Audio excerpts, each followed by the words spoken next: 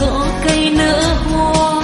Mừng vui chào đón em về dự tu Phật thất mùa hè. Kề bên đã có bạn hiền đồng tu thương mến, hôm nay lên chùa em chắp tay tín tâm, chân dung Di Đà em khắc sâu trái tim.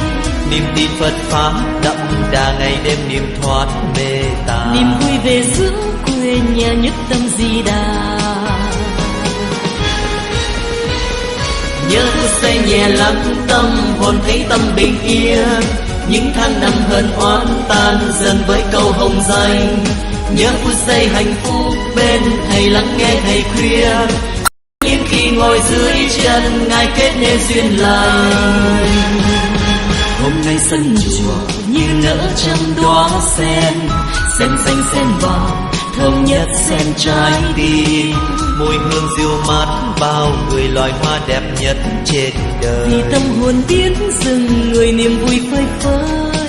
Tây phương đây rồi em bước đi thánh thơi, đôi môi em cười tâm hóa ra biết thời. Lòng hương hòa với muôn loài bài ca đẹp nhất trên đời. lời em là gió cho người phút giây tuyệt vời.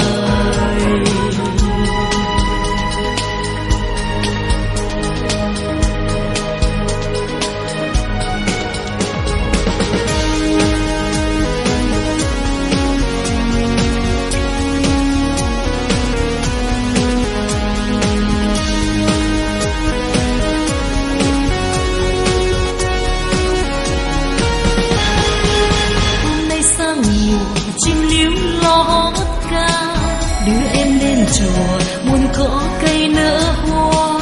Mừng vui chào đón em về dự tu Phật thất mùa hè. Kề bên đã có bạn hiền đồng tu thương mến, hôm nay lên chùa em chắp tay tín tâm, chân dung Di Đà em khắc sâu trái tim. Niềm tin Phật pháp đậm đà ngày đêm niềm thoát mê tà. Niềm vui về giữa quê nhà nhất tâm Di Đà. Nhớ phút giây nhẹ lắng tâm, hồn thấy tâm bình yên. Những tháng năm hờn oán tan dần với câu hồng danh. Nhớ phút giây hạnh phúc bên thầy lắng nghe thầy khuyên. Nhớ những khi ngồi dưới chân ngài kết nên duyên lành. Hôm nay sân chùa như nở trăm đóa sen, sen xanh sen vàng thơm nhất sen trái tim. Mùi hương dịu mát bao người loài hoa đẹp nhất trên đời. Vì tâm hồn biết dừng người niềm vui phơi phới. Tây phương đây rồi em bước đi thánh thơi, đôi môi em cười tâm hóa ra biết thời. Lòng thương hòa với muôn loài bài ca đẹp nhất trên đời. lời em là gió cho người phút giây tuyệt vời.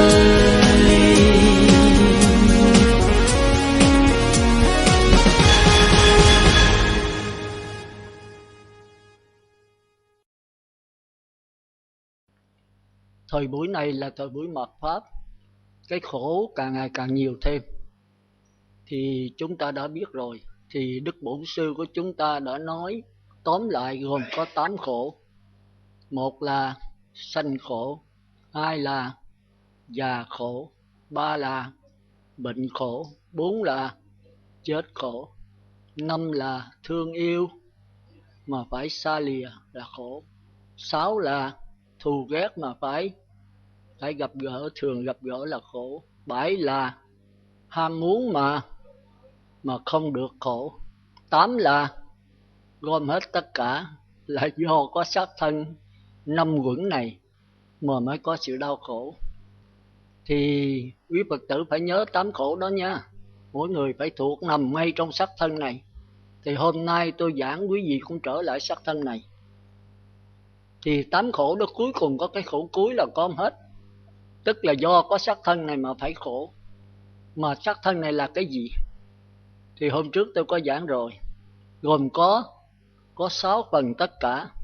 Một là mắt, hai là tai, ba là mũi, bốn là lưỡi, năm là, sáu là không? Nhưng mà trong 6 phần, phần nào quan trọng nhất? Mắt quan trọng hay tai quan trọng hay mũi quan trọng? Cái ốc là quan trọng nhất. Đúng rồi đó, cho anh tràng pháo tay để nhớ. Tất cả trung khu của chúng ta tổng hành dinh là cái bộ ốc này. Mắt, tai, mũi, lưỡi, thân chỉ cho chúng ta cái cảm giác thôi. Còn cái óc cho chúng ta cái tư tưởng. Cảm giác là gì, tư tưởng là gì biết không? Tôi có giảng rồi. Cảm giác tư tưởng rất khác nhau. Tư tưởng nó quan trọng hơn cảm giác. Người bán thân không quan trọng lắm. Bây giờ còn cái biết. Còn cái óc này hư thì kêu là gì? Nhũng não. Nhũng não nó quan trọng hơn là bán thân. Bán thân là đứt dây thần kinh xúc giác. Nếu tôi đứt phân nửa bên tai mặt thì phân nửa này không có cảm giác, chích vô không đau, để đồ nóng vô không có cảm giác. Nhưng mà cái óc tôi còn phân biệt. Ông A, ông B, bà C đến tôi còn biết là người nào. Còn con người nhũng não là toàn thân vẫn còn cảm giác. Nhưng mà đến hỏi cái này là ai đây bà, ai đây cô, không biết, con mắt mở trao tráo mà không có phân biệt được. Đứt dây thần kinh này là cái phân biệt mất rồi. Mà cảm giác với phân biệt cái nào quan trọng? Thà là mất cảm giác còn cái phân biệt, tức là còn cái biết. Biết cái này phải, cái này quấy, cái này tốt, cái này xấu. Cái đó là chỗ phát hiện mạnh nhất của linh hồn. Thành ra niệm Phật là niệm bằng cái gì? Phải niệm bằng cái miệng không? Niệm bằng cái gì? Niệm bằng cái tâm. Cái tâm ở đâu? Cái tâm á, thì nó ở trên không gian. Nhưng mà chỗ phát hiện rõ ràng nhất nó là ở đâu? Hả? Cho anh tràng pháo tay để nhớ. Thì cái phát hiện của nó chúng ta kêu là tư tưởng, tức là sự phân biệt. Phân biệt niệm Phật mà tư tưởng phân biệt nhớ tới Phật thì chính là do tư tưởng. Còn niệm Phật là do cái miệng, Nam Mô A Di Đà Phật. Mà cái tư tưởng nhớ tới con thì phải niệm Phật không? Đó là niệm con. Thì sanh về với con, tức là làm cháu nó, làm chắc nó. Phải vậy không? Trước khi chết mà hít vô không thở ra, nhớ tới con, tắt thở cuối cùng này, cái linh hồn sẽ sanh vào trong gia đình, bị con liếng tiếc con. Thì nếu trong gia đình mà không ai có thai thì có con chó đó, muốn được gần con sanh vào con chó đó. Nếu con chó có thai thì bây giờ mình làm con chó ở trong gia đình của con mình để giữ nhà cho con mình. Còn nếu mà không có con chó nữa thì sao? Ở lối xóm có ai có thai, sanh gì đó để được gần gũi con cái mình. Cái linh hồn nó ngu lắm, biết sao miễn làm sao được gần con thôi. Thành ra cái thương yêu đó khổ lắm. Ghét cũng khổ mà thương cũng khổ. Cái nào cũng luân hồi hết. Thành ra một con người đó có một cái linh hồn mà có vô lượng xác thân. Phải vậy không? Cái linh hồn, cái luồng điện này nó có thể mang dưới hình thức bóng đèn phát ra ánh sáng, được không? Nó có thể mang dưới hình thức quạt máy, được không? Nó có thể mang dưới hình thức là cái tủ lạnh, được không? Nó có thể mang dưới bàn ủi nóng, được không? Được. Như vậy thì chúng ta có thể đầu thai thành người nữ được không? Thành người nam được không? Thành con được không? Thành ông nội ông cố được không? Thành chồng của mẹ mình được không? Làm vợ của cha mình được không? Thì chúng ta thấy Đức Phật khổ cái chỗ đó, thấy chúng sanh tội nghiệp. Chúng ta luôn mang đủ xác thân hết. Rồi người mẹ có thể làm con gà ở trong gia đình được không? Được. Mà người con cắt cổ gà phải cắt cổ mẹ không? Con gà với mẹ mình là hai cái hình tướng khác nhau. Nhưng mà linh hồn của con gà chính là linh hồn của mẹ mình. Chúng ta phải hiểu rõ như vậy. Cái này là tôi không phải nói gạt quý vị ngồi suy gẫm coi phải không? Phải vậy không? Cái linh hồn không bao giờ chết, còn cái thể xác này phải chết. Cái dòng nước linh hồn luôn nó trôi chảy như vậy. Nhưng mà khi có ham muốn thì cái dòng nước linh hồn này sẽ phát hiện với hình thức trâu, bò, heo, chó, người ta, người nam, người nữ, vân vân. Thì khi hết cái thọ mạng rồi đó thì cái lượng sống xác thân này, trâu, bò, heo, chó này bắt đầu chấm dứt. Nhưng mà dòng nước linh hồn có chấm dứt không? Không. Như vậy chúng ta niệm Phật là niệm bằng cái miệng hay là niệm bằng linh hồn? Nhưng mà nói là nói vậy chứ nó phải qua 5 phần. Qua 5 phần. Mỗi một cái phần đều qua 6 căn hết. Con mắt cũng qua 5 phần, lỗ tai cũng 5 phần, cái mũi cũng 5 phần. Phần thứ nhất kêu là sắc quẩn, là chưa có cái biết, chỉ nhận lấy sự vật thôi.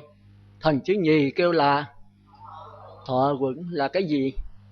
Là cái biết mà chưa có sự phân biệt. Biết vui, biết buồn, không vui, không buồn. Cái đó kêu là cảm giác. Còn phần thứ ba nữa kêu là tưởng quẩn. Cái thọ quẩn này nó mượn 5 dây thần kinh để phát hiện. Thần kinh của một là thị giác của con mắt. Thứ hai là của lỗ tai là cái gì? Thính giác. Thứ ba lỗ mũi là cái gì? Vị giác sao? Hả? Khứu giác. Cái lưỡi là gì? Vị giác. Cái thân là gì? Xúc giác. 5 chỗ này chỉ phát hiện cảm giác thôi. Còn cái óc này thì phát hiện tư tưởng, thì kêu là tưởng quẩn. Còn dây thần kinh chỉ phát hiện cảm giác vui, buồn, không vui, không buồn. Nhưng mà nếu có mặt tôi vui rồi hỏi tại sao siêu vui quá vậy, thì cái dây thần kinh không trả lời được, mà phải cái óc trả lời. Mà cái óc không phải trả lời, mà cái gì trả lời? Cái tư tưởng mượn cái óc để trả lời. Tôi có giảng rồi, cái quạt máy quay không phải là quạt máy mà là do luồng điện. Cái bóng đèn phát ra ánh sáng không phải của bóng đèn mà là của luồng điện. Luồng điện mượn cái bóng đèn làm cái cơ quan để phát hiện ra cái ánh sáng. Thì cái cảm giác cũng vậy, nó mượn cái dây thần kinh để phát hiện ra cảm giác vui buồn, không vui không buồn. Vậy cảm giác có phải là dây thần kinh không? Phải không? Phải không? Như vậy thì cái ánh sáng bóng đèn có phải là bóng đèn không? Phải không? Ai nói phải đưa tay lên nè. Trời ơi, mà rối rắm quá, tôi bị suy nghĩ mà không chịu, mà ở một ngày ở đó rồi. Cái ánh sáng làm sao là bóng đèn được? Ánh đèn là của ánh sáng hay của luồng điện? Của luồng điện chứ. Ánh sáng là của luồng điện, mà cái bóng đèn chỉ là cơ quan làm phát hiện thôi. Phải vậy không? Bây giờ nói tôi nhức cái đầu quá, phải cái đầu nhức không? Mà cái gì nhức?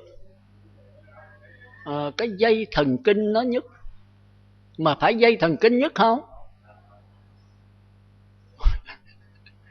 Chính cái cảm giác, cái tâm nó mượn dây thần kinh để nó phát ra cái nhức. Bởi vì tôi ôm cái răng hỏi sư làm gì nó nhức răng quá. Phải cái răng nhức không? Phải không? Mà chính cái gì nhức? Cái dây thần kinh của răng. Dây thần kinh của răng là cái gì? Là cái chỉ máu. Phải không? Mấy ông mấy bà kêu là cái tủy của răng, mà ở ngoài thường kêu là chỉ máu. Ôm cái răng tới nha y nha ri, nó không phải cái răng nhức. Mà tôi soi cái lỗ, tôi lấy chỉ máu ra thì hết nhức liền. Hoặc là ăn uống đồ mát lại cho nó đừng có sưng cái chỉ máu nữa. Mà hãy chỉ máu nó sưng rồi thì cái cảm giác nó mới mượn cái sưng của chỉ máu, nó phát ra cái đau đớn, cái nhức nhối. Mà nhức nhối có phải là sự khó chịu hay không? Chỗ này là cái chỗ luân hồi sanh tử của quý ông mấy bà đấy. Vậy chứ hỏi giờ như một bậc thánh nhân Đức Phật có nhức răng không? Nhức không? Cũng nhức như mình thôi. Nhưng mà mình nhức rồi mình sao? Mình nhức mình khổ. Đức Phật nhức có khổ không? Cái gì làm cho mình khổ? Cái gì? Ai biết nè? Tối hù. Tôi giảng vậy mình phải so sánh này mình biết rồi. Cái gì làm cho mình khổ? Cái tư tưởng, đúng rồi. Chính là cái phân biệt. Cái cảm giác này của tôi. Giờ cảm giác nhức quá, tôi chịu không nổi. Còn Đức Phật cảm giác thì có, nhưng mà họ đó không phải là tôi. mà nó chỉ là cảm giác thôi. Mà Ngài chính là cái biết nhất. Chút nữa tôi qua cái đó, chút nữa trả lời cái đó. Thì Đức Phật với mình tu khác nhau. Ngài tu trên vấn đề linh hồn chứ không phải tu trên vấn đề cảm giác, không phải tu trên sắc thân. Tôi giảng cái luân hồi trước, rồi tôi giảng qua cái giải thoát sau. Giải thoát nó dính ngay trong linh hồn á, nhưng nó không phải là linh hồn, mà nó cũng không khác với linh hồn. Còn mình thì nhận sắc thân này là mình, nhận cái cảm giác vui buồn là mình, nhận cái tư tưởng phân biệt là mình, nhận cái ý chí quyết định hành động là mình, nhận những kinh nghiệm kiến thức ký ức là mình. Thì nhận sắc thân là mình, đó là 4 đường ác: địa ngục, ngạ quỷ, súc sanh, Atula. Nhận cái cảm giác là mình, đó là cõi người, trời dục giới, trời sắc giới. Nhận cái tư tưởng ý chí kinh nghiệm là cõi trời vô sắc. Nó đại khái như vậy. Cái này rồi phải giảng nhiều, tôi nói đại khái cho quý vị thôi. Ít nhất cũng gặp nhau và 20-30 lần nữa thì tôi mới đi sâu được, để cho quý vị có cái đại cương vậy đó. Giờ hiểu không? Đó, vậy thì khi con mắt mà thấy một sự vật đó, thí dụ như tôi nhìn cái bình thủy, thì đầu tiên cái bình thủy nó nằm ở trên tròng đen tôi, thì cái bình thủy tròng đen của tôi kêu là sắc quẩn. Thì bình thủy là vật lý, còn cái tròng đen của tôi là sinh lý. Biết vật lý sinh lý không? Vật lý là sự vật chưa có cái biết, chưa có sự sống. Cái bình thủy này có sự sống không? Còn có cái biết không? Không. Còn cái tròng đen tôi có sự sống không? Có cái biết không? Có không? Ai nói có đưa tay lên nè. Thành ra cái bình thủy này với cái tròng đen tôi khác nhau. Cái này nó là vật lý, tức là chưa có biết, chưa có sự sống. Nó không có ăn uống, ngủ nghỉ, bồi dưỡng gì hết á. Còn cái tròng đen của tôi chưa có cái biết nhưng mà có sự sống. Tôi mà chết xuống đây một cái rồi thì cái tròng đen này trở thành cái gì? Trở thành vật lý, phải không? Cái răng của quý vị đó là sinh lý, bởi vì nó có cái chỉ máu trong đó. Nhưng mà khi lấy hết chỉ máu thì cái răng thành cái gì? Thành cái gì? Vật lý. Giờ hiểu vật lý sinh lý không? Như con mắt tôi đây là sinh lý hay vật lý? Sinh lý. Giờ tôi móc con mắt hư móc bỏ ra ngoài thì con mắt thành cái gì? Hiểu vật lý sinh lý chưa? Phải phân biệt cho rành đó. Cái này trong di thức rành, nó học Phật là phải rành cái chỗ đó. Thành ra vật lý là sự vật chưa có cái biết, chưa có sự sống. Sinh lý là sự vật có sự sống mà chưa có cái biết. Còn tâm lý là có sự sống, có cái biết mà chưa có phân biệt. Đó gọi là cảm giác, thọ quẩn. Để ý chưa? Trong người quý vị á, chứ tôi không nói trên trời đâu. Đó là tôi nói về con mắt, lỗ tai cũng vậy. Cái lỗ tai mà khi cái màng nhĩ tôi mà tiếp xúc với cái âm thanh, quý vị trả bài cho tôi lỗ tai tôi nghe, thì cái màng nhĩ tôi phải tiếp xúc với âm thanh. Thì âm thanh của quý vị là cái gì? Vật lý hay sinh lý? Cái tiếng nói của quý vị là vật lý hay sinh lý? Vật lý hay sinh lý? Còn cái màng nhĩ của quý vị là sinh lý hay vật lý? Sinh lý. Và khi nào mà quý vị thọc nó lũng cái màng nhĩ rồi, màng nhĩ trở thành cái gì? Vật lý. Còn nghe nữa không? Còn rung động nữa không? Không. Bây giờ phân biệt vật lý sinh lý chưa? Quý vị đúng rồi, quý vị phải trả bài. Tôi hỏi mấy ông bác sĩ mà trả lời còn không xong đấy. Vì không để ý. Học sinh nào cũng vậy. Học vật lý học, học sinh lý học, rồi học tâm lý học. Có học không? Hồi đó tôi cũng học, mà tới trường tôi coi di thức tôi chẳng hiểu gì hết. Di thức bị phân biệt vật lý, sinh lý, tâm lý, hay phân biệt căn, trần, thức. Bên chữ Phật giáo thì kêu khác. Vật lý là trần, còn sinh lý là căn, còn tâm lý là thức. Căn, trần, thức. Căn là con mắt tròng đen tiếp xúc với cái bình thủy là trần. Thì bây giờ cái tâm lý mới phát hiện ra cái cảm giác đầu tiên. Nhưng mà tôi có học vừa Phật giáo mà vừa bên ngoài, rồi vừa bên nhà trường nữa. Thành ra tôi biết cái vật lý nó chính là trần, còn sinh lý tiếng là căn. Căn tiếp xúc với trần và vật lý tiếp xúc với sinh lý. Thì bây giờ cái tâm lý mới phát hiện. Mà tâm lý đầu tiên là cái cảm giác, tức là thọ quẩn. Vậy thì con mắt tôi tiếp xúc với bình thủy kêu là sắc quẩn, chưa có cái biết. Rồi bây giờ dây thần kinh thị giác mới tiếp xúc với cái bình thủy trên tròng đen, chứ không phải bình thủy bên ngoài. Còn cái tròng đen tiếp xúc bình thủy bên ngoài thì nó nhận lấy cái bình thủy trên tròng đen, giống như cái gương vậy. Để vô đây thì cái hình của này nó nằm trong gương, phải không? Thì cái tròng đen mình là cái gương đấy. Khi nhìn sự vật thì cái này nó nằm trên tròng đen. Thì bây giờ dây thần kinh thị giác nó mới tiếp xúc với cái bình thủy trên tròng đen. Thì bây giờ cái dây thần kinh nó mới rung động. Thì cảm giác là cái tâm mới mượn cái rung động để phát ra cái vui, cái buồn, không vui, không buồn. Khó không? Tôi giảng khó lắm không? Giảng trong người quý vị đó chứ không ở đâu đâu. Mà quý vị đâu có để ý. Mà không để ý là không thành thánh được á. Quý vị có mơ màng nó làm gì nó làm, mình nó muốn kéo đi đâu nó kéo. Còn mình hiểu biết nó, mình làm chủ lấy nó. Thì nó muốn kéo mình xuống địa ngục ngạ quỷ súc sanh không? No, không có chơi với cái điều đó nữa. Nghe không? Rồi bây giờ không ấy thì mình chuyển nghiệp, mình lên cõi trời. Còn Phật thì không có ngán. Thấy nó vậy nhưng mà không dính mắt. Còn cõi trời thì sợ quá đi. Mày kéo tao xuống địa ngục ngạ quỷ, tao khổ, tao thăng qua lên. Tao không xài mày nữa mà tao xài bên trong. Rồi tôi siêu lên nữa. Còn Phật thì không ngán. Nói vậy thì nói vậy, thấy nó rõ nó, mà thấy rõ thì không dính mắt. Không dính mắt nó đâu có làm gì mình được. Còn quý vị có mơ màng nó kéo đau dạ, trời sai ai nấy dạ, thì như vậy là Phật đau lòng cho mình. Làm cho sắc thân này sống 40 năm rồi mà không hiểu gì nó hết. Nếu quý vị biết rành đó về sắc quẩn thì quý vị đắc quả nhập lưu. Biết rõ. Còn biết không rõ mờ quý sự sợ, quý vị nhọt lên thì thành người trời. Thành ra người trời dục giới nó tương tự như nhập lưu. Nó hiểu không rõ. Mà hiểu không rõ thì sao? Khi đụng cảnh thì sao? Dính mắt. Thành ra rớt là chỗ đó. Thành ra người trời mà gặp địa ngục ngạ quỷ súc sanh, quỷ súc sanh là ham tiền thương khó, lánh nó rồi. Thời gian gần đó nói chuyện hay quá thôi mến nó lại. Còn một vị nhập lưu rồi bây giờ gần nói gì nói, các ngài không có siêu lòng. Các ngài thấy rõ cái ân ái, cái tình thương đó là có nguyên nhân của luân hồi sinh tử. Thấy rõ như vậy. Thành ra ở trong đó thì ở, nhưng các ngài không dính mắt.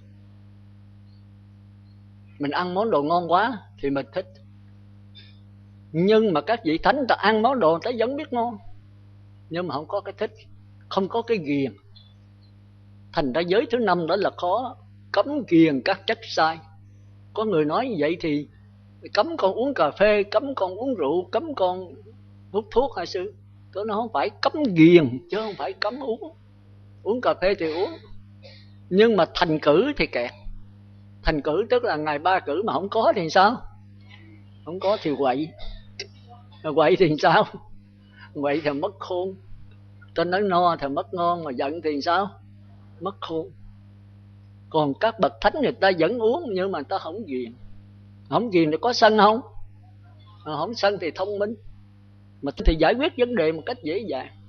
Còn các ngài thông minh, các ngài thấy rõ thì không có vấn đề. Mà không có vấn đề thì cần giải quyết không? Không. Thành ra bậc thánh là sống cuộc đời này không có vấn đề. Thành ra các ngài không có giải quyết. Các ngài làm là làm, không làm không được thế thôi. Chứ không phải làm là để mục đích. Không có mục đích. Sống là không có mục đích. Thì khi mà con mắt tôi tiếp xúc sự vật, thì cái bình thủy này là vật lý, con mắt tôi là sinh lý. Thì hai cái này kêu chung là sắc quẩn. Sắc là có hình tướng mà chưa có cái tâm thì gọi là sắc quẩn. Rồi dây thần kinh thị giác tôi mới tiếp xúc với bình thủy ở trên tròng đen. Bây giờ dây thần kinh nó mới rung động. Cứ như cái quạt máy mà có điện vô nó rung động. Thì cái cảm giác mới mượn cái rung động để phát ra cái dễ chịu, khó chịu, không dễ chịu, không khó chịu. Thì cái này kêu là gì? Kêu là thọ quẩn.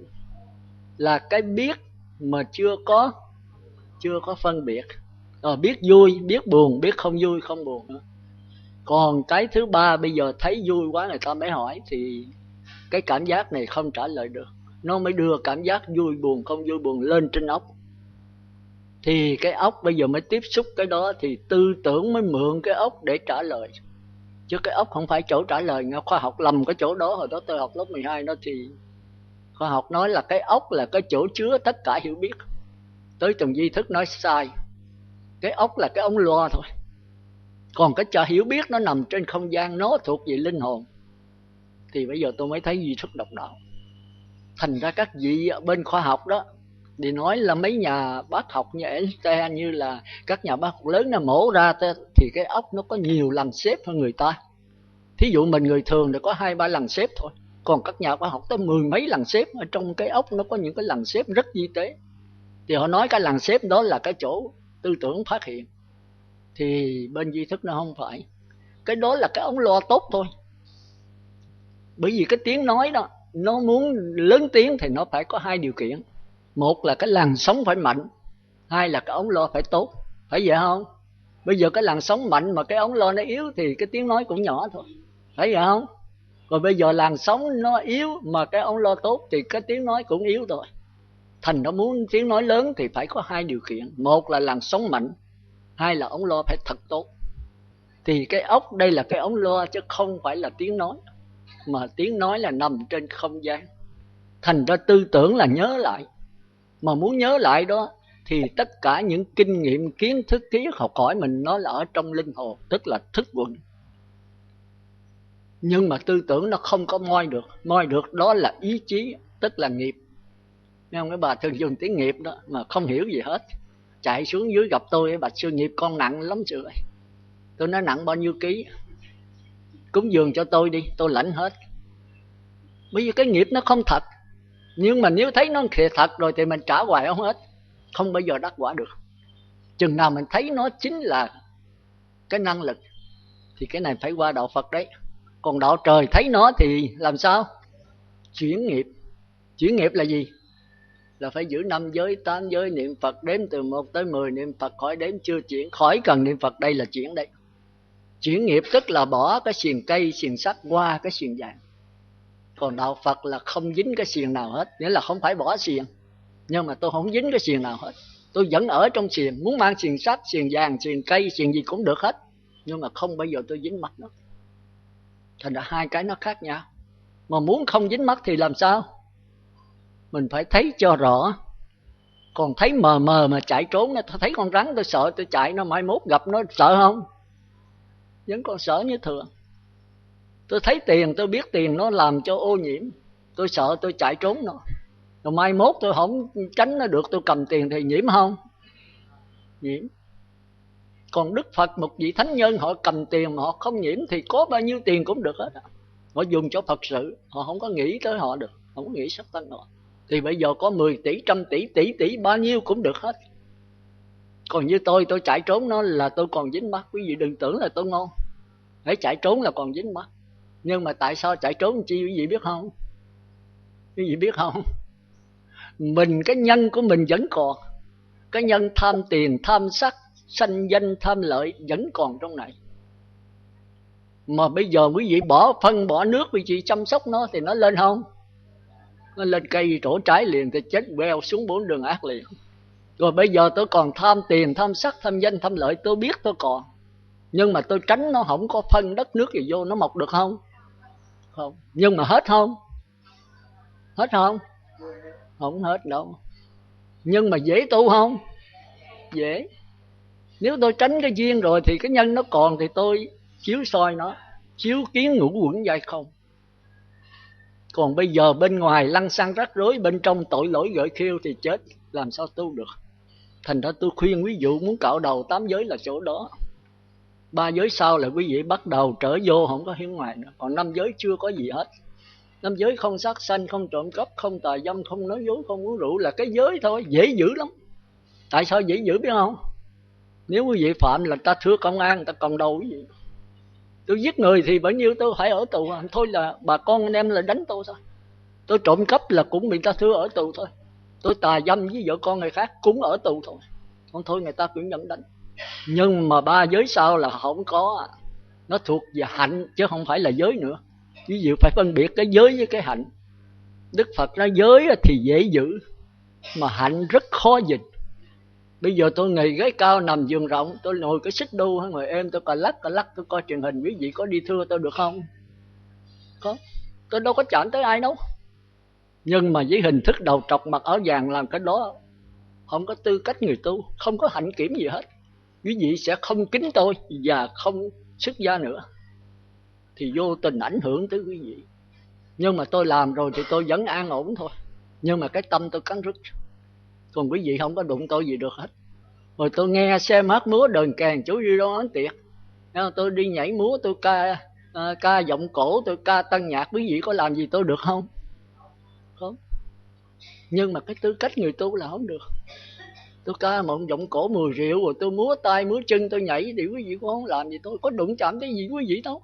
Thành ra đây là cái hạnh của người tu, hay cái oai nghi, cái tư cách của người tu. Cái này rất là khó giữ, rất là khó, bởi vì nó không chạm tới ai hết. Tôi trang điểm phấn son, dầu qua áo quần hàng lụa tươi tốt, tôi mặc đồ KT, đeo đồng hồ vàng, tôi đi giày Beckhana như giày sandal, mấy gì cũng không làm gì tôi, phải vậy không? Nhưng mà cái tư cách người tu là không được. Mất cái hạnh đó là tôi không có tỉnh thức, tôi còn say mê vật chất. Thành ra quý vị để nhớ là 5 cái giới đầu là giới, 5 cái sau là hạnh. Ăn sáng giờ từ quá ngọ tới ngọ mai phải ăn trưa, một ngày tôi ăn 4 bữa, quý vị cũng không làm gì tôi được hết. Rồi tôi mà ăn thịt cá, quý vị cũng không làm gì tôi được hết. Tôi cầm tiền cả đống, cầm vàng cái đống, quý vị cũng không làm gì tôi hết. Nhưng mà tư cách người tu là không xứng đáng, làm hổ danh cho đạo Phật, hại cho mình, hại cho đạo Phật, hại cho giáo hội và hại cho tất cả Phật tử. Do đó tôi phải nhìn cảnh mà cái hạnh rất là khó nhìn. Thôi giờ chúng ta trở lại. Như vậy đó thì cái tiến trình của năm quẩn, khi mà tôi thấy cái bình thủy thứ nhất nó nằm ở trên tròng đen của tôi, thì đó là sắc quẩn, chưa có cái biết, chỉ có nhận sự vật thôi. Rồi dây thần kinh thị giác mới thấy cái bình thủy trên tròng đen rung động, thì cái cảm giác, cái tâm cảm giác mới mượn cái đó để cho cái vui, cái buồn, không vui không buồn. Cái biết mà chưa phân biệt, cái này kêu là thọ quẩn. Rồi người ta hỏi tại sao si vui, thì cái cảm giác không trả lời được, đưa lên trên óc, thì cái óc nó mới nhận lấy cái cảm giác này, thì cái tư tưởng, tức là tưởng quẩn mới phân biệt. Mà muốn phân biệt thì nó phải nhớ lại. Mà cái kho chứa cái nhớ lại kinh nghiệm kiến thức của tôi nằm ở đâu? Nằm ở trong thức quẩn, tức là linh hồn. Nhưng mà tưởng quẩn nó moi không được, phải nhờ cái ý chí là cái nghiệp, tức là nghiệp đó mới moi, trong đó mới cung cấp cho tư tưởng mới trả lời. Tôi vui là từ xưa giờ tôi nghe nói cái bình thủy này rất tốt, rớt không bể, mà nó đựng nước có thể 12 tiếng đồng hồ vẫn còn nóng. Nó tiện lợi vô cùng, nó nhỏ đi đâu gọn. Bây giờ có người ta cúng cho tôi một cái, hay là tôi thấy cái này, tôi vui vô cùng. Thì cái trả lời này chính là tưởng quẩn. Nhưng mà cái kho chứa những cái trả lời này chính là thức quẩn, mà moi trong đó chính là ý chí, là nghiệp. Hiểu kịp chưa? Thành ra tôi mới nói thường cái nhớ nghĩ Phật, tưởng Phật là do linh hồn. Thật ra không phải, đó là tư tưởng.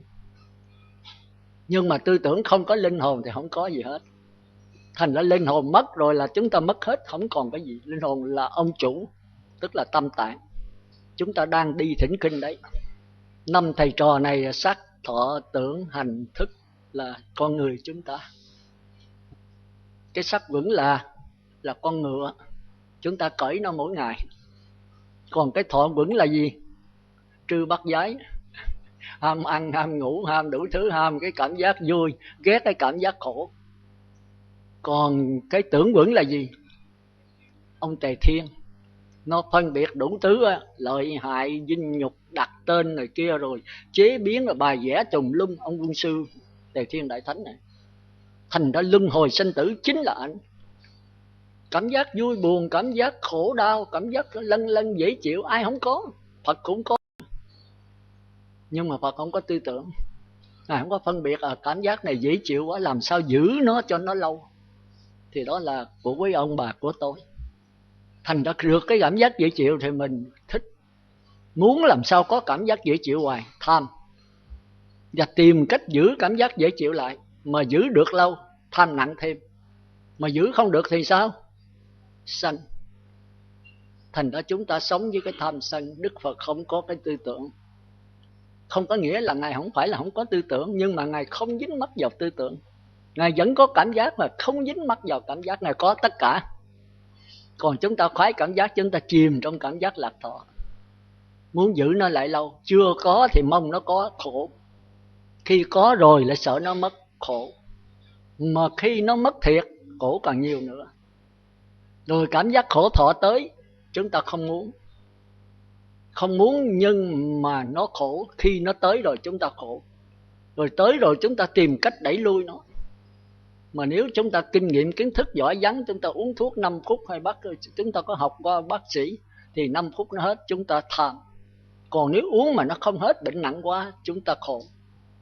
Thành ra cảm giác dễ chịu cũng khổ, mà cảm giác khó chịu cũng khổ. Cái nào cũng khổ hết. Nhưng mà cảm giác dễ chịu khó chịu là cái cảm giác tự nhiên. Hãy có thân mà trong cái nghiệp người thì ai cũng có cảm giác dễ chịu khó chịu hết. Nhưng mà dính mắc vào cái cảm giác này thì là ngạ quỷ. Rồi tìm cách mà phê phán cảm giác này chính là tư tưởng. Thành ra anh tư tưởng này nhiều chuyện nhất. Cảm giác dễ chịu khó chịu thì cứ để nó vậy thôi. Cái này anh lợi thích cái cảm giác dễ chịu là ghét cái cảm giác khó chịu. Thì cái phê phán đặt tên này đó chính là tưởng quẩn. Mà cung cấp chất liệu cho nó là hành quẩn, là nghiệp. Mà chỗ chứa chất, cái kho chứa chất liệu chính là thức quẩn. Bây giờ hiểu kịp chưa? Thành ra Duy Thức nói rằng ở trong thức quẩn đưa ra nghiệp, hành quẩn cung cấp cho tư tưởng mới bài vẽ cho cảm giác mới sai khiến sắc thân này. Thành ra cuối cùng qua 5 giai đoạn. Rồi khi tạo tác rồi đó thì cái hành quẩn, cái tư tưởng nó sai biểu nó đề nghị anh hãy coi cái bình thủy này tốt quá, anh xin đi. Thì cái ý chí hành nghiệp nó mới quyết định cái thân sai, cái thân đi kiếm hỏi sư cô, và cái miệng nói sư cô thấy bình thủy này có Phật tử nào cho tôi xin một cái. Đó thì cái thân nói kêu là thân đi là thân nghiệp, mà miệng nói kêu là khẩu nghiệp. Tất cả đều do ý chí sai khiến. Thành ra anh miệng với anh thân không có tội lỗi gì. Đó là thiên lôi, sai đâu đã đó, thay đâu đánh đó. Thì cái người sai mới là chánh. Thành ra trong 3 nghiệp, thân nghiệp, miệng nghiệp và ý nghiệp, cái nào quan trọng? Ý nghiệp. Ý nghiệp tức là cái gì? Là ý chí đúng hơn, là tư tưởng. Nhưng mà nên nhớ ý chí mà sở dĩ nó sai khiến được là nhờ cái gì? Nhờ anh tư tưởng. Tư tưởng phân biệt lợi hại như thế này, rồi ông ý chí đó, anh nghiệp thấy cái gì lợi là nó làm thôi. Bây giờ xuống địa ngục cũng làm nữa. Mà cái gì hại vào bây giờ lên thiên đường, lên niết bàn mà hại cho ông chủ nó cũng không làm. Thành ra nói trong 7 thức, anh thức thứ 7 này, anh nghiệp này là ngu nhất. Nhưng mà chính nó điều khiển cái hành động cuộc sống của chúng ta. Nhưng mà điều khiển đều do có ông quân sư tư tưởng này bài vẽ. Quý học Duy Thức quý mới thấy cái hay của nó. Thành ra nó cho rằng tư tưởng là quân sư, còn ý chí đó là ông đại tướng. Còn tam tạng, cái kho chứa đó là cái gì? Là ông chủ, ông vua. Ông vua là ông chứa hết tất cả vật chất. Nhưng mà đánh giặc đó thì do ông đại tướng. Còn bài binh bố trận đánh cái nào họ thủy lục không quân, cái nào không quân, cái nào bộ binh, cái nào ấy đó thì do ông quân sư bài vẽ. Hỏi vậy quý vị, cho quân sư tội hay là đại tướng tội hay là ông vua tội? Quý vị ngồi suy nghĩ, trong này có đủ mấy quý vị hết đó. Ông quân sư trong quý vị cũng có là anh tư tưởng đấy. Còn có ân ý chí của quý vị cũng có ý chí, thì nó không có hình tướng nó không có nương vào cái căn nào hết Ông quân sư được mà phải nương vào cái ốc. Còn ý chí với cái linh hồn là ông vua thì cũng không có nương vào đâu. Hai cái này không có hình tướng. Thành ra không hình tướng do nên nó không hoại, nó không mất, nó còn hoại. Thành ra khi chết rồi còn có ông vua với ông đại tướng thôi. Ông tư tưởng này là mất cái ốc rồi, nó không có mượn gì nó phân biệt được hết, nó phải gián đoạn. Thành ra khi chết rồi cái sắc thân gián đoạn, sắc quẩn gián đoạn, các dây thần kinh đứt rồi, cảm giác gián đoạn, cái ốc này cũng tiêu rồi, tư tưởng gián đoạn. 5 mà mất hết 3. Còn có ông ý chí này muốn sống, muốn hưởng ngũ dục nữa, thì nó ôm cái kho kinh nghiệm, kiến thức, ký ức đã làm trong cuộc sống, làm ông chủ, làm ta. Còn tưởng quẩn, cảm thọ, sắc thân là của ta, mà của ta đã diệt mất rồi. Còn cái ta là kinh nghiệm, kiến thức, ký ức, kỷ niệm, tội phước. Cái này là cái ta, nó dưới hình thức chủng tử ở trong linh hồn. Thì đó là cái tiến trình của ngũ quẩn qua con mắt. Giờ tôi cho một cái nữa, tiến trình của cái lỗ mũi. Khi mà thắp cái nhang trầm lên, như nãy mấy ông lên thỉnh tôi có thắp cái nhang trầm ở trong đó, thì cái nhang trầm nó bốc lên, thì cái lỗ mũi tôi sẽ tiếp xúc với cái nhang trầm đó. Thì cái này kêu là cái gì? Sắc quẩn hay thọ quẩn? Sắc quẩn. Thì cái nhang trầm là vật lý, phải không? Cái mùi thơm nhang trầm là vật lý, cái lỗ mũi tôi là sinh lý, nó có sự sống. Thì cái gai trên mũi của tôi, quý vị không tin, nó học cho kỹ mới thấy là có cái gai cái mũi hột hột nhỏ nhỏ đó. Mà nếu cái gai này sưng rồi đó là cái cảm giác đau đớn nghẹt mũi. Mà cái gai nó bình thường thì nó không có nghẹt, nó thông. Quý vị thấy bây giờ nghẹt mũi, quý vị lấy kiếm đi soi cái gai này, nó nổi nóng lên trên đó, nó đỏ ao. Thành ra cái gai này tiếp xúc với cái mùi hương trầm đó. Cái gai là sinh lý, mùi hương là vật lý, tức là căn tiếp xúc với trần. Thì có cái biết không? Chưa có đâu. Thì đó kêu là sắc, sắc quẩn. Rồi bây giờ tới dây thần kinh khứu giác, nó nằm ở trên mỗi cái gai, có dây thần kinh lăn tăn nó đưa lên trên ốc, thì kêu là thần kinh khứu giác. Nó mới tiếp xúc với cái mùi ở trên cái gai, cái mùi thơm ở trên cái gai mũi á. Thì bây giờ dây thần kinh nó rung động, thì cái cảm giác vui buồn không buồn nó mới mượn cái đó để nó phát ra cảm giác vui buồn không buồn. Thì cái cảm giác đó rồi đó thì người ta mới hỏi sao mà sư hửi cái mùi hương này cái mặt thấy tươi rói vậy. Thì cảm giác không trả lời được, thì cảm giác vui buồn nó mới đưa lên trên đầu. Thì tư tưởng mới mượn cái óc để mà trả lời. Mà tư tưởng muốn trượng cái óc trả lời thì phải nhớ lại trong linh hồn. Tôi nghe nói cái mùi nhang đó thơm nhất là mùi nhang đen, mùi nhang trầm vậy đó. Tôi rất thích cái mùi đó. Hôm nay được ngửi mùi đó tôi cảm thấy vui. Thì cái trả lời này đó chính là cái linh hồn nó chứa những cái kinh nghiệm kiến thức đã qua. Nhưng mà tư tưởng moi trong đó để trả lời. Mà moi trong đó chính là nghiệp cung cấp cho tư tưởng mới trả lời. Thì đó là cái tiến trình từ ở trong đưa ra. Rồi tư tưởng mới đề nghị, mấy bài vẽ anh quân sư này độc đáo nè. Cái mùi nhang này thơm mà tốt, ích lợi cho cái hơi thở của sư. Sư nên hỏi sư cô coi mua ở đâu, kêu Phật tử nào mua để xin về. Thỉnh thoảng sư thắp nó, hay là lúc đọc giới sư thắp nó. Thì cái anh nghiệp này anh nghe nói phải, anh mới sai cái miệng, cái thân đi kiếm sư cô, cái miệng đi hỏi sư cô. Thì cái thân là thân nghiệp, cái miệng là khẩu nghiệp. Và chính do cái ý chí là cái nghiệp sai khiến nó. Thành ra trong ba nghiệp, thân nghiệp, khẩu nghiệp, cái ý nghiệp là quan trọng hơn. Thì bây giờ bắt đầu có cái đó rồi, đi hỏi sư cô này kia rồi, thì bắt đầu hành động. Thì tất cả cái này nó chứa lại trong cái kho linh hồn dưới hình thức chủng tử.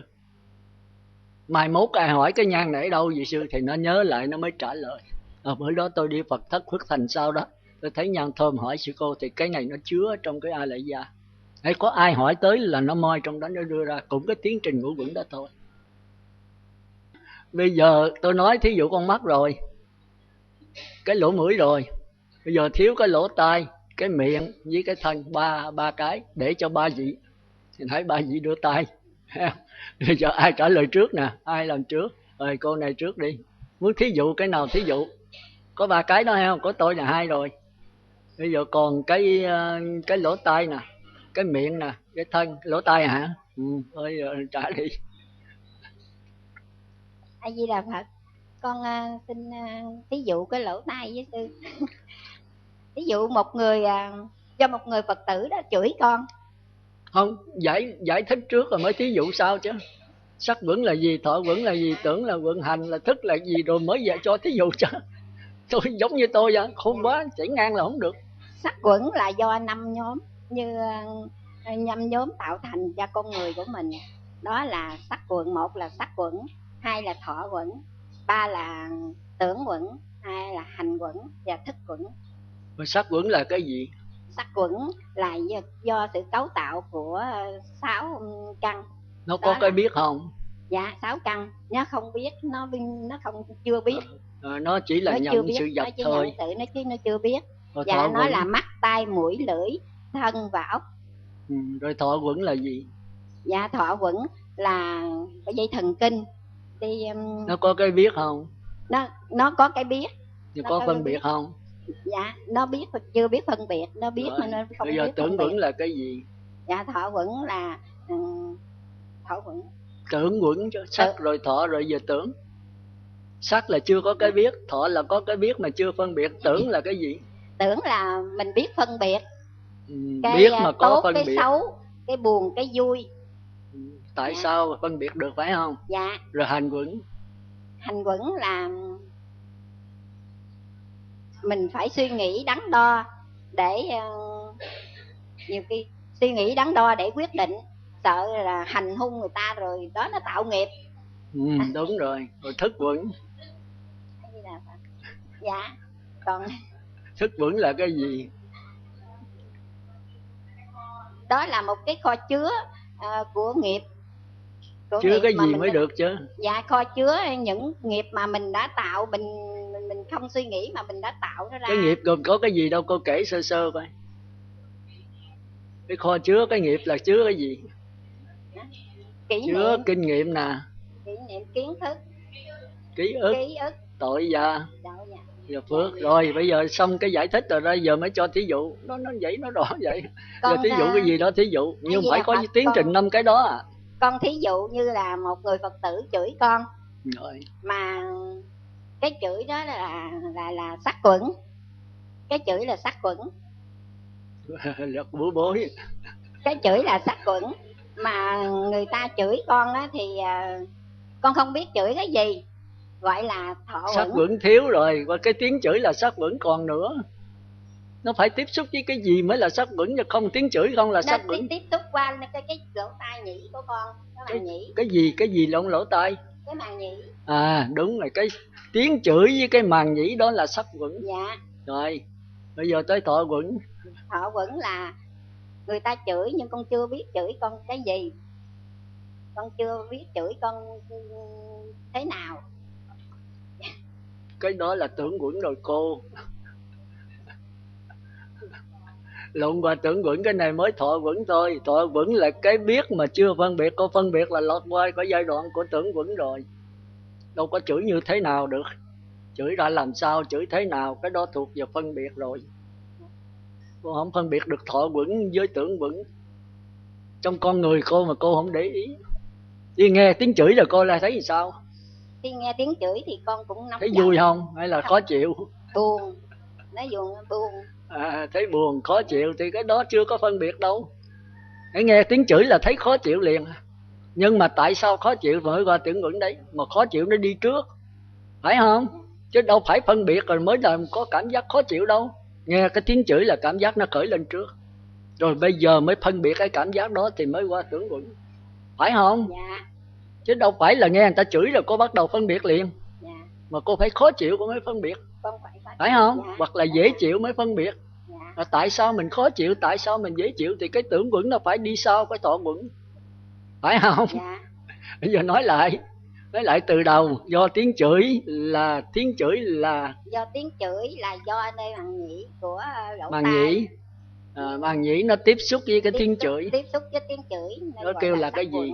Gọi là sắc quẩn. Là cái gì? Sắc quẩn. Sắc quẩn. Rồi giai đoạn thứ hai là thọ quẩn. Là cái cảm giác của con nó nóng giận. Không, tiếp xúc với cái tiếng chửi đó là cái gì? Dây thần kinh. Dây thần kinh tiếp xúc với óc. Dây thần kinh gì mới được chứ? Thần kinh gì? Thần kinh vị giác hả? Thính giác. Thần kinh thính giác mới tiếp xúc cái tiếng chửi trên màng nhĩ, chứ không phải tiếng chửi bên ngoài. Dạ. Phải không? Dạ. Thì cái màng nhĩ tiếp xúc cái tiếng chửi bên ngoài. Dây thần kinh thính giác tiếp xúc với tiếng chửi trên màng nhĩ. Vì màng nhĩ nó thâu mà. Dạ. Phải không? Dạ. Cũng như cái máy thâu băng vậy, nó phát ra thì cái tiếng nói phát ra ở máy thâu băng, chứ cái tiếng nói không phải của người nói. Cái máy thâu băng nó thâu tiếng nói kia, rồi chừng nó phát ra, nó phát ngay chỗ cái băng, phải không? A Di Đà Phật. Thì nó khác chứ. Trời, khó à, mấy vị trở về với mình mà mấy vị không để ý là có, phải để ý thì mới rành. Nó tôi theo dõi mình hoài, thành ra mình biết cái chỗ đó. Rồi bây giờ tưởng vững. Tưởng vững là con có cảm giác con nóng giận lên để bây giờ mới qua cái phân biệt đấy, suy nghĩ và phân biệt. Mình có nên mà chửi lại ha, đánh lộn hay gì đó không? Đúng rồi đó. Dạ. Nghe tiếng chửi, biết tiếng chửi, bây giờ mình có nên chửi lại hay không nên chửi lại? Mình chửi lại thì có hại như thế nào, mà không chửi lại thì có lợi như thế nào? Thì cái này là cái tưởng vững nó phân biệt á. Anh quân sư này độc đáo á. Nếu có tu rồi ông quân sư này tốt, mà không tu rồi ông quân sư này xuống địa ngục đấy. Nên mình suy nghĩ, mình tu, mình không chửi mà không đánh luôn, cứ A Di Đà Phật luôn. Rồi bây giờ qua tới hành vững. Dạ. Thì cái tưởng vững phân biệt vậy rồi, hành vững nó làm sao? Hành vững là cái thực hành. Anh tưởng vững nói mình có tu, mình nên nhịn đi, một câu nhịn là 9 câu lành thôi, mình không nên chửi lại. Thì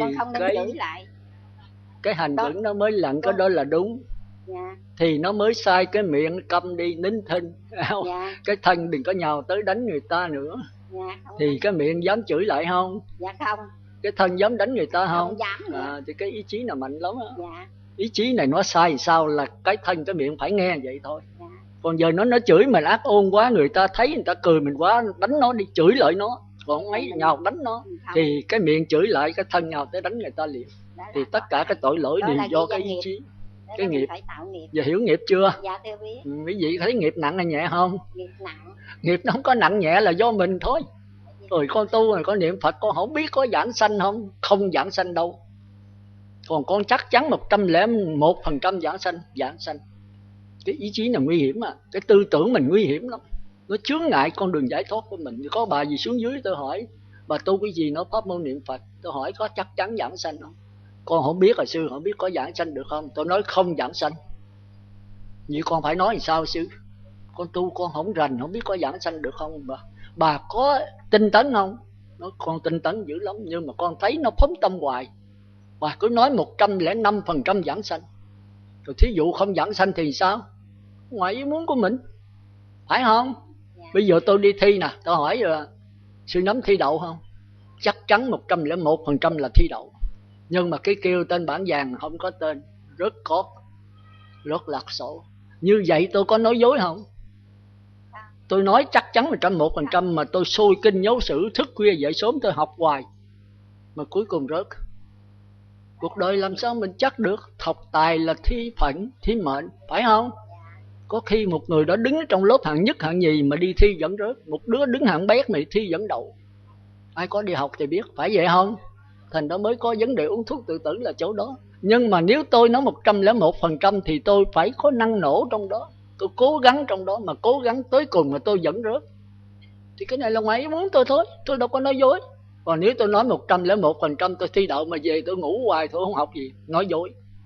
Chính cái hành động, cái cuộc sống của mình đó là chứng tỏ mình nói dối hay nói thật. Như vậy thì có tội không? Nếu tôi nói mà tôi cố gắng dưới cái hết sức của tôi, cái ý chí tôi mạnh, tôi học, tôi sai cái thân ngồi học, cái miệng tôi lầm thầm đọc hoài, mà nếu không thi đậu, không giảng sanh thì ngoài ý muốn của tôi thôi. Như vậy thì sao? Là thua cái này bài cái khác. Để té nữa thì ngồi dậy đi cho mạnh hơn. Còn quý vị té, quý vị nằm dạ luôn.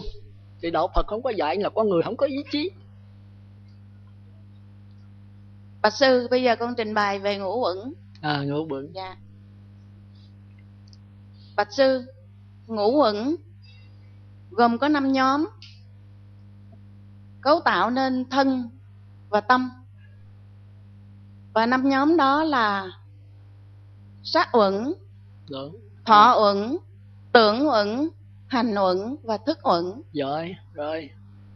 Thưa sắc uẩn thì bao gồm 6 căn là mắt, tai, mũi, lưỡi, thân và ốc. Sắc uẩn thì chưa có biết. Thiếu rồi. 6 căn, còn phải 6 trần nữa. 6 căn không rồi trần không ấy sao? 6 căn là sinh lý, còn trần cũng là sắc vững đấy. Sắc. 6 căn phải tiếp xúc với 6 trần. 6 trần là gì? 6 trần là vật lý đấy. Dạ. 6 trần là sắc, thinh, sắc, thân, mắt, tai, mũi, lưỡi, thân, ý và ốc. Cái đó là 6 căn rồi. Dạ. 6 trần là sắc, thinh. 6 trần là sắc, với hương, sắc, thinh, hương, vị, xúc, pháp. Đấy, đó, đúng rồi đó. Hai cái này gộp lại 12 cái này kêu là sắc vững. Dạ. Phải không? Dạ. Chưa có sắc cái vững biết. thì chưa có cái biết. Rồi thọ vững. Dạ. Thọ vững thì là cảm giác. Cảm giác của các dây, nương tựa vào các dây thần kinh. Rồi, đúng để rồi. cho chúng ta có cảm giác vui buồn, không vui, không buồn. Mà chưa có phân biệt, phải vậy không? Dạ. Thọ uẩn là cái biết chưa có phân biệt. Rồi tưởng cái vững. thứ ba, tưởng uẩn. Tưởng uẩn thì là hệ thống trung khu thần kinh não bộ, mượn óc để phân biệt thiện ác và tạo ra nghiệp. Không có tạo ra nghiệp đâu. Nó Dạ. đưa ra cho cái nghiệp thôi. Dạ, để phân biệt ra cái biết. Phân biệt cái biết. Dạ. Thứ tư, hành uẩn. Hành uẩn Là cái biết đắn đo. Hành uẩn là ý chí có đắn đo, phân biệt để quyết định hành động tạo nghiệp. Đúng. Thức uẩn. Và thức uẩn là cái kho chứa những chủng tử, kinh nghiệm, kiến thức, ký ức, thiện ác và vô ký, còn gọi là linh hồn. Rồi, giỏi. Dạ. Cho tròn phó tay đi. Rồi, bây giờ tới thí dụ. Dạ. Năm vững là rõ rồi đó. Dạ, bây giờ con xin liên hệ về phần kế tiếp là vị giác, là cái lưỡi. Thưa thí dụ, bây giờ có trái xoài trước mặt con nhìn thấy trái xoài là một hiện tượng vật lý. Rồi lưỡi con nếm được trái xoài, con thấy ngon ngọt, thì cái đó là hiện tượng sinh lý. Cảm giác ngon ngọt đó theo dây thần kinh đi lên tới óc để cho con biết trái xoài đó là ngon ngọt. Đó là thọ uẩn. Nhưng mà xoài thoại thuộc là xoài gì? Dạ. Rồi bây giờ xoài đó là xoài gì thì là thí dụ như con nhận biết cái đó là xoài cát Hòa Lộc thì cái sự nhận biết đó là cái tư tưởng để con phân biệt được cái xoài cát Hòa Lộc là ngon. Rồi, giờ tới và cái phần hành uẩn là con phân biệt được xoài cát Hòa Lộc là ngon rồi thì mai mốt con sẽ mua xoài cát Hòa Lộc. Cái quyết định đó. Dạ. Cái đó là hành uẩn. Và sau cùng là thức uẩn. Thì con sẽ đem bỏ vào trong óc con, là trong cái kho, trong ký ức của con, để con nhớ lại, để con cất vào trong đó. Xoài cát Hòa Lộc là ngon, thành ra mai mốt hãy mua xoài là chỉ mua xoài cát Hòa Lộc. Giỏi. Dạ. Cho tròn phó tay Dạ. đi đó. Vậy được rồi đó. Thì cái thí dụ cổ rất hay, nhưng mà cổ không có nhiều chuyện như tôi nói ngắn quá. Tôi hỏi quý vị ha, bây giờ ông vua là cái kho chứa tất cả gian sang gấm dốc vàng bạc khí giới này kia đủ hết, là cái kho thôi. Anh đại tướng là anh nghiệp, tức là thức cái bãi ý chí, nó rành ở trong kho cái gì hết, nhưng mà nó không có sự phân biệt. Thì cái anh quân sư là thức thứ 6 tư tưởng đó mới phân biệt. Nhưng mà muốn phân biệt thì phải có số vốn kinh nghiệm kiến thức, mà số vốn này là do ông vua ổng chứa, mà moi trong cái số vốn này ra cung cấp cho ảnh, đó là anh đại tướng nghiệp thức thứ 7. Rồi bắt đầu nó có cái đó, nó mới bắt đầu tạo ra tam giới. nó là anh kiến trúc sư, nó vẽ tùm lum hết trơn á. Rồi nó mới đưa lại cho ông đại tướng, nó nói vậy anh phải làm như thế này, làm cái này để có lợi cho ông chủ anh, tức là cho cái A Lại Gia kinh nghiệm kiến thức anh sẽ dồi dào thêm. Nhưng mà anh xuống địa ngục ông chủ anh sẽ bị sa đọa. Thì cái ông Mạt Ma nói được, miễn là có lợi cho ông chủ tôi thôi, xuống địa ngục cũng được. Nó hành động liền. Thành ra cái anh đại tướng này là đại tướng mặt đen. Rồi bây giờ cái anh thức thứ 6 nó lựa chọn, nó nói cái này có hại cho ông chủ anh nhưng mà anh chủ anh sẽ tiến tới niết bàn đấy, sẽ đi tới con đường thiện đấy. Nó nói không làm, nếu có hại cho ông chủ tôi mà bây giờ thành Phật bây giờ tôi cũng không thèm. Thành ra cái anh thức thứ 7 này là cái anh ngu si. Thành ra đắc quả hay không là do cái anh thức 6, tức là anh Tề Thiên. Chúng ta thấy Tây Du Ký ai có đọc là anh Tề Thiên là quan trọng hơn hết. Giải thoát luân hồi sanh tử cũng chính là anh Tề Thiên. Mà xuống địa ngục ngạ quỷ súc sanh cũng chính là anh Tề Thiên. Còn cái anh Sa Tăng là cái anh nghiệp thức thứ 7 là chỉ có ôm ông Tam Tạng là kinh nghiệm kiến thức thôi, chứ ông không biết cái gì hết. Ông là cái chĩa ba, tham sân và si. Thành ra chúng ta thấy trong cuộc sống này chúng ta luân hồi sanh tử là do thức thứ 6, do tư tưởng chúng ta. Thí dụ gặp tiền đi, sở dĩ mình tham là do tư tưởng. Mà tư tưởng kỳ nào mới phát hiện mấy ông bà biết không? Khi nào tư tưởng phát hiện? Không biết, của mình đó mình không biết. Khi nào 6 căn tiếp xúc với 6 trần, con mắt tôi thấy được cái vàng, thì nó vô trong cái dây thần kinh mới cảm thấy dễ chịu. Đó là cảm giác chưa có phân biệt. Rồi bây giờ tư tưởng mới phát hiện. Mà tư tưởng phát hiện là phải trong A Lại Gia vàng quý lắm. Có nó sẽ có tiền, có nhà lầu, có xe hơi, có đủ thứ, mua tiên cũng được. Thì chính cái anh tư tưởng này đưa ra thì bắt đầu mới có hành động. Phải thế không? Khi tôi thấy một cái sắc đẹp thì biết là cái này người khác phái, đẹp quá trời đẹp đi. Mình người đó, bây giờ mình thích thú người này, bây giờ làm sao chiếm hữu, thì tư tưởng mới bắt đầu phát khởi. Khi bị một người nào chửi mình thì mình mới phân biệt là có người chửi, tôi bị chửi và có tiếng chửi quá tục. Tất cả người ta đang ngó mình xấu hổ vô cùng. Bắt đầu cái sự sân mới có. Không có tư tưởng là không có cái sân. Thành ra nguyên nhân chính của sự đau khổ cuộc sống này chính là tư tưởng. Thành ra Đức Phật chỉ nắm cái tư tưởng dạy dỗ chúng ta chuyển hóa cái tư tưởng này thành trí tuệ, thì cái sự luân hồi sanh tử, cái sự đau khổ này mới chấm dứt. Nhưng mà muốn chấm dứt luân hồi sanh tử này đó thì chúng ta thấy nó còn cái vấn đề lang thang. Từ xưa giờ tất cả tôn giáo đều biết nguyên do là do tư tưởng. Nhưng mà làm sao chấm dứt tư tưởng? Thì từ xưa giờ dùng 2 pháp môn. Một là đè nén, kêu là chỉ hay là định. Nam mô A Di Đà Phật 1, Nam mô A Di Đà Phật 2, rồi niệm Phật khỏi đếm. Rồi cái tiếng niệm Phật nhập tâm. Ly dục sanh hỷ lạc, định sanh hỷ lạc, đè nó xuống. Thì lấy cái xiềng vàng đè cái xiềng sắt xuống, lấy đá giằng cọ. Đá giằng cọ chết không? Nó ngủ ngầm ở đó, nó chờ đợi khi nào cục đá bị bật lên là nó mọc tốt hơn nữa. Lấy cái xiềng vàng đè cái xiềng sắt xuống thì cái xiềng sắt tiêu không? Không, mà bị 2 cái xiềng. Cái xiềng vàng ở trên, cái xiềng sắt ở dưới. Dục trừ phiền não, trùng tăng bệnh. Muốn trừ phiền não không hết phiền não mà thêm 2 bệnh. Một cái bệnh phiền não ác, một cái bệnh phiền não thiện. Thiện phải là phiền não không? Phải không? Quý vị nói bây giờ thí dụ đi, bây giờ có người chửi quý vị, con nó chửi mình thì mình sân.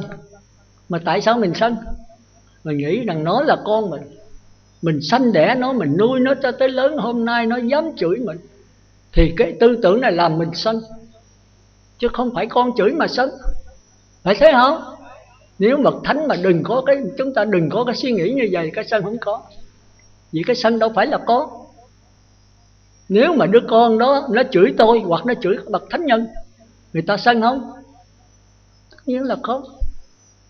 Đã thánh rồi làm sao sân? Mà tại sao nó chửi thánh mà thánh không sân, mà nó chửi mình lại sân? Mình đổ thừa nó đúng không? Không. Nhưng mà tại cái gì? Tại cái dòng suy tư của mình. Có đứa con nó chửi mình, nó chửi quá nặng, mà nó lại là con của mình, thì chính cái suy tư này làm cho mình sân. Phải không? Bây giờ quý vị đem bất cứ cái gì đau khổ trong cuộc sống này đưa ra, mà nó ngoài tư tưởng tôi chịu thua. Bất cứ cái phiền não nào, cái gì đau khổ này trong cuộc sống này mà không phải do tư tưởng tôi chịu thua. Ở trong đạo Phật kêu là cái gì? Kêu cái khổ đau này là cái gì? Nguyên nhân của khổ đau là gì? Là tập. Khổ là do tập. Mà tập là gì quý vị biết không? Tập là gì? Ôi ôi, mình mà không biết ngồi tỉnh queo mà tôi chết rồi. Tập là cái thói quen. Do cái thói quen mới thành ra ghiền. Phải không? Cha mẹ sanh ra có ai biết uống rượu không? Không. Mình dễ đứa con lọt lòng kêu nó uống rượu làm sao nó biết được. Nhưng khi xả giao với đời lần đầu nó uống cai xé. Có một cô bác sĩ nói tôi, trời ơi, mình xưa nói biểu con cử rượu giấy ở rồi xưa ơi. Con đi làm mà giờ ông bác sĩ trưởng đưa rượu biểu con uống thì xả giao con phải uống thôi. Nó cai xé ai là uống được. Con ngắm môi một cái thôi. Tôi nói con chưa hiểu. Một lần chưa gì, 2 lần, 3 lần thì nó bớt cay rồi. Lần thứ 5, thứ 6 bắt đầu nó hơi ngọt. Chúng ta là cái con đười ươi. Biết con đười ươi không? Quý vị biết người ta bắt đười ươi bắt làm sao không? Người ta để cái cần, cái kêu mà cái rượu, cái ché, cái bình rượu giống người dân tộc thiểu số, người ta để cái cần vô trong đó. Thì để rượu trong đó út thật là thơm, nó bay mùi. Thì cái đó bám bầy đười ươi nó dưới gió, nó hửi cái mùi đó, cái nó khoái. Khoái nó lên lại gần, cái nó biết người ta gạt nó, hãy đút vô là chết. Nó chửi, chí chó là nó bỏ đi. Đi chừng 10 mấy bước nó quay lại nó ngó. Vì cái ngó này mà chết nó. Ngó rồi bước trở lại 5-7 bước tới cái ché rồi biết người ta gạt mình bỏ đi nữa. Đi chừng 7-8 bước thôi, quay lại ngó. Rồi trở lại, rồi đi chừng 4-5 bước thôi, rồi trở lại.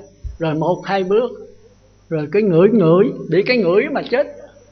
Ngửi thì nó thơm quá. Ngửi rồi cái thôi kê cái miệng tu một chút. Chút rồi thấy nó vô cỏ nó ngọt quá, thơm quá, bỏ đi không đành. Trở lại tu 2 lần, rồi tu 3 lần, rồi 4 lần, rồi không biết trời đất là gì hết. Đi ngã bên này ngã bên kia, người ta mới ùa ra bắt làm sao trái. Chúng ta nói con đười ươi này nó ngu. Ngu không? Mà đười ươi là ai quý vị biết không? Đười ươi là tôi, là quý vị đấy. Nếu không phải đười ươi là chúng ta không sanh xuống đây đâu. Chúng ta về cực lạc thì chúng ta không ở đây. Bởi vì đười ươi cho nên phải mang thân hôm nay. Cõi này là cõi đười ươi, cõi sai đắm, cõi đắm nhiễm. Đắm nhiễm sắc, tài, danh, lợi, ăn uống, ngủ nghỉ. Nhưng mà có mấy thứ đắm nhiễm quý vị biết không? Nó có 3 thứ đắm nhiễm.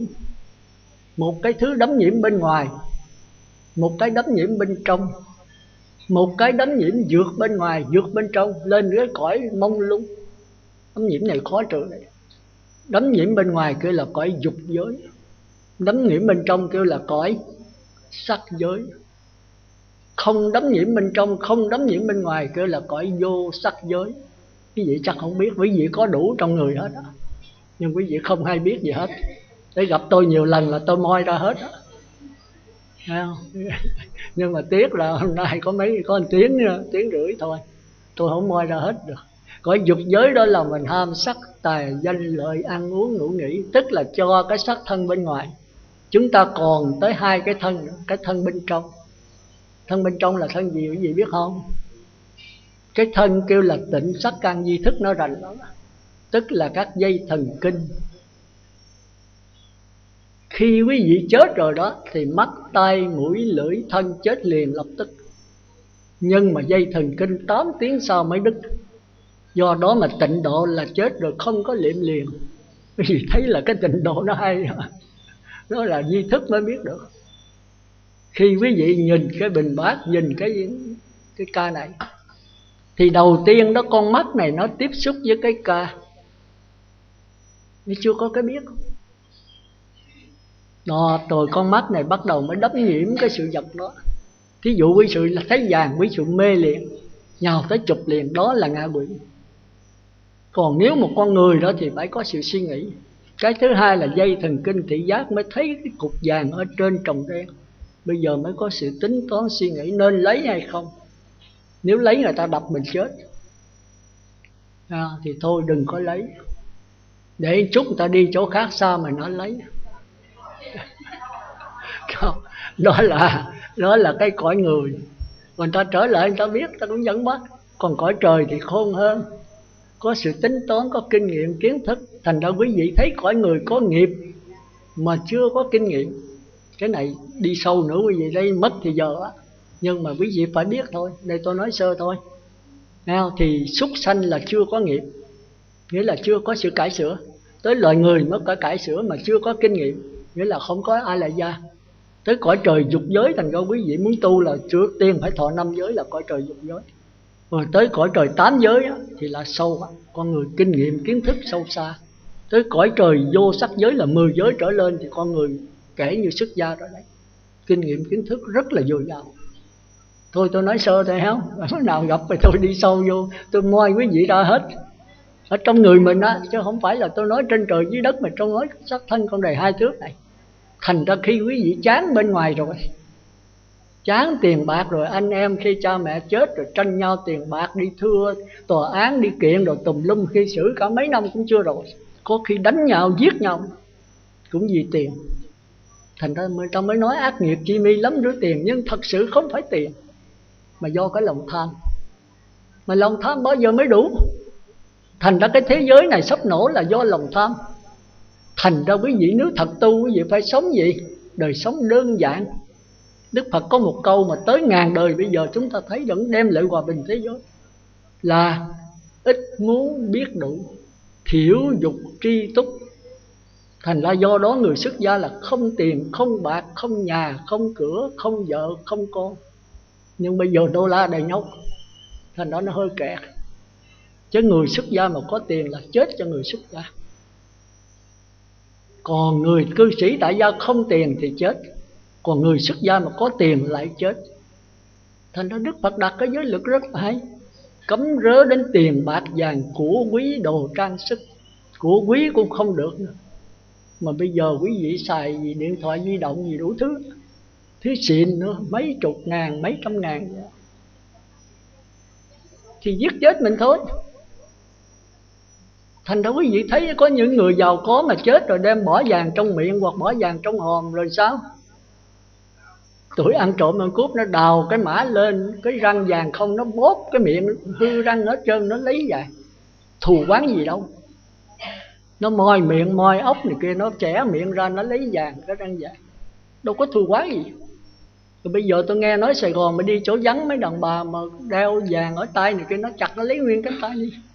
Không biết có không mà tôi nghe nói thôi. Quý vị thì chắc rành hơn tôi. Có thù oán gì không? Không, bị tham vàng. Mà vàng có gì ăn được không? Không. Thành ra cứ hiểu biết mình quá ngu si, thì hại cho xác thân này. Quý vị mà sống đơn giản rồi để quý vị thấy như người xuất gia theo Minh Đăng Quang nó có 2 bộ đồ, người nữ có 3 bộ.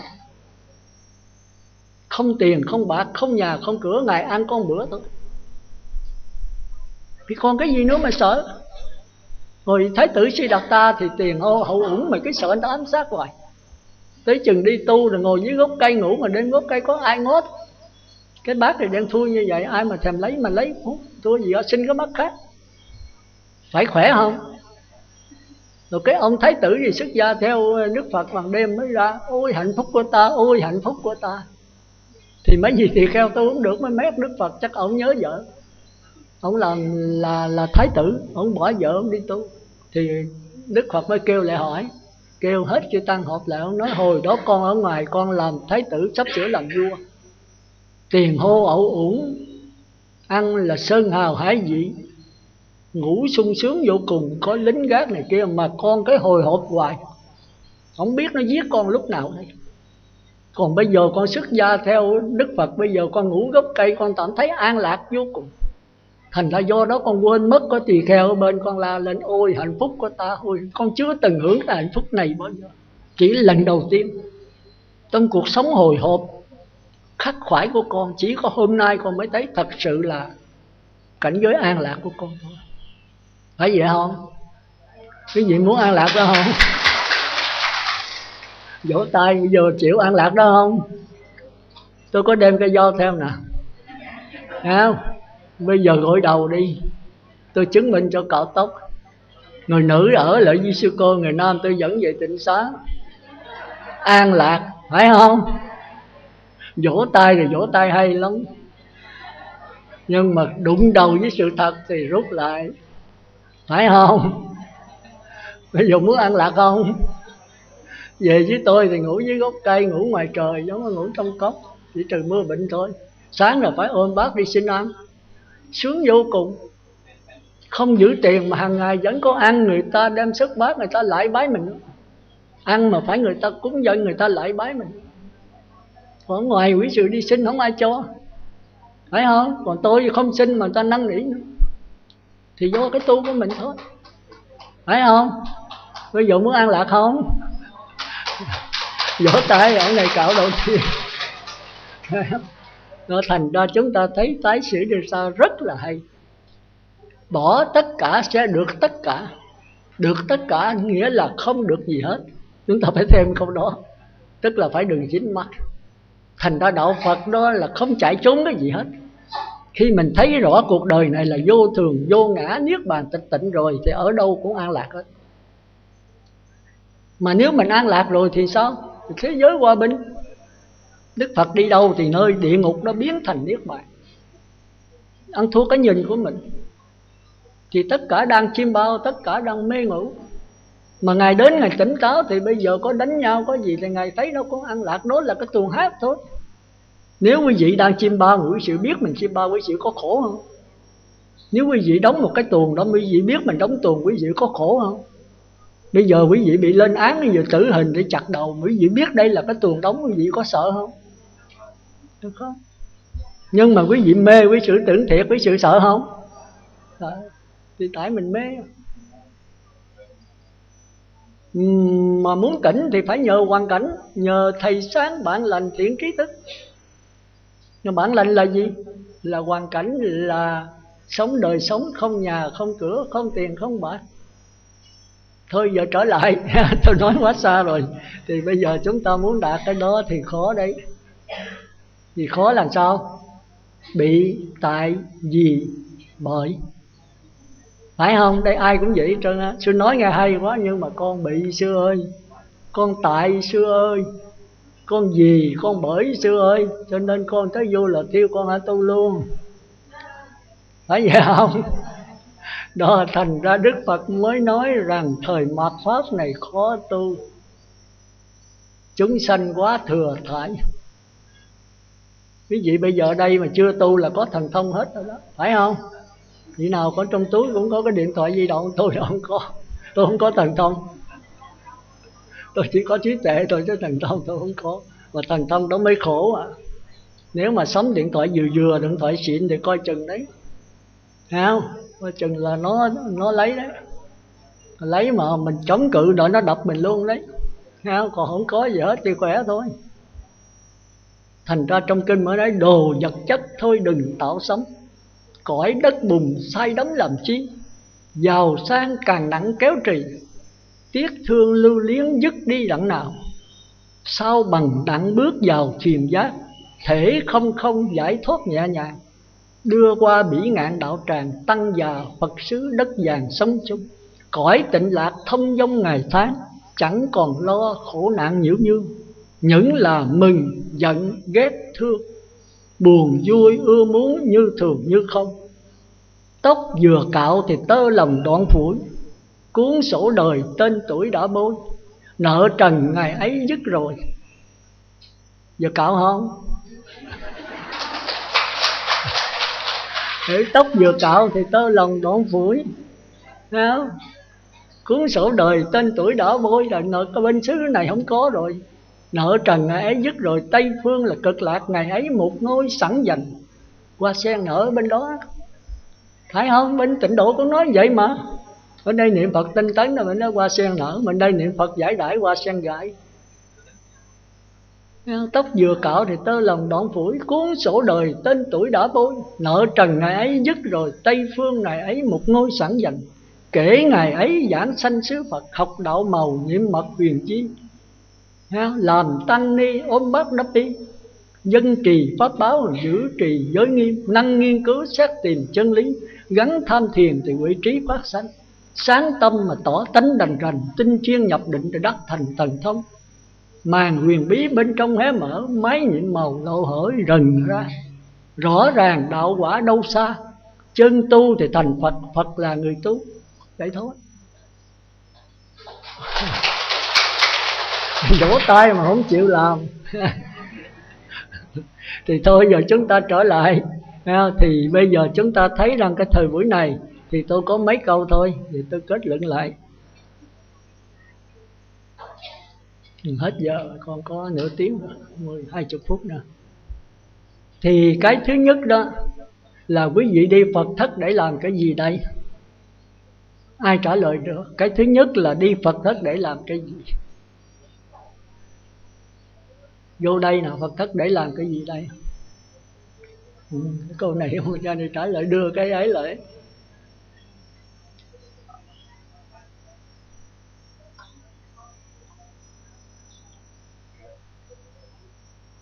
A Di Đà Phật. Bạch thầy, chúng con vào Phật thất, đại chúng vào Phật thất là để tu, mà tu là để sửa đổi. Con chỉ hiểu biết nhiêu đó. A Di Đà Phật. Không, mà vào thất để làm gì, cho mục đích cô để làm cái gì? Dạ, mục đích gì vào Phật thất là để làm cái gì? Dạ, vào Phật thất để sửa đổi lại những bản tánh không được là với làm minh mẫn, không làm những chuyện gì á không phải với lòng mình, hay là để giải thoát cho hết luân hồi khổ sở thầy. Cho anh Tràng phó tay đi. A Di Đà Phật. Ai trả lời nữa nè, trả lời cho sáng tỏ hơn. Mình đi Phật thất đây vô để là niệm Phật để làm cái gì? Cái này gặp người ta hỏi gì phải trả lời cho đúng, nên không nắm được rồi đi Phật thất. Ủa, tôi nói là nghe ông đi Phật thất hoài, ở trên Hoàng Pháp xuống đây mà đi Phật thất để làm cái gì ha? Rồi mình trả lời sao?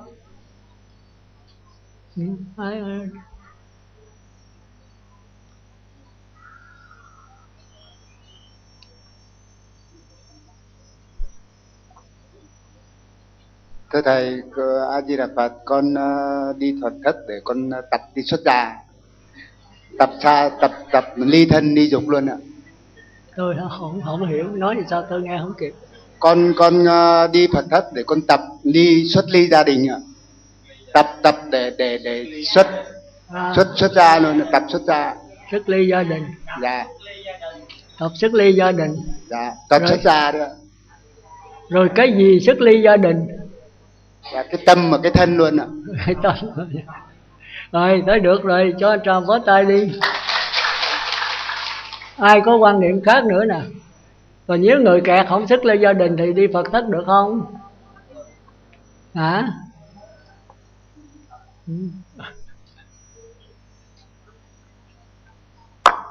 Kính bạch thầy, con vào tu Phật thất đến đây để cầu cho cựu huyền thất độ của cha mẹ, vợ con nương theo kinh Phật để cầu về phương Tây cực lạc. Và con thầy là vào đây để tu chơi. Con nghĩ cũng đúng. Vậy kính bạch thầy, con chỉ có ý kiến như vậy thôi. Cho anh Tràng vỗ tay, tôi không nghe.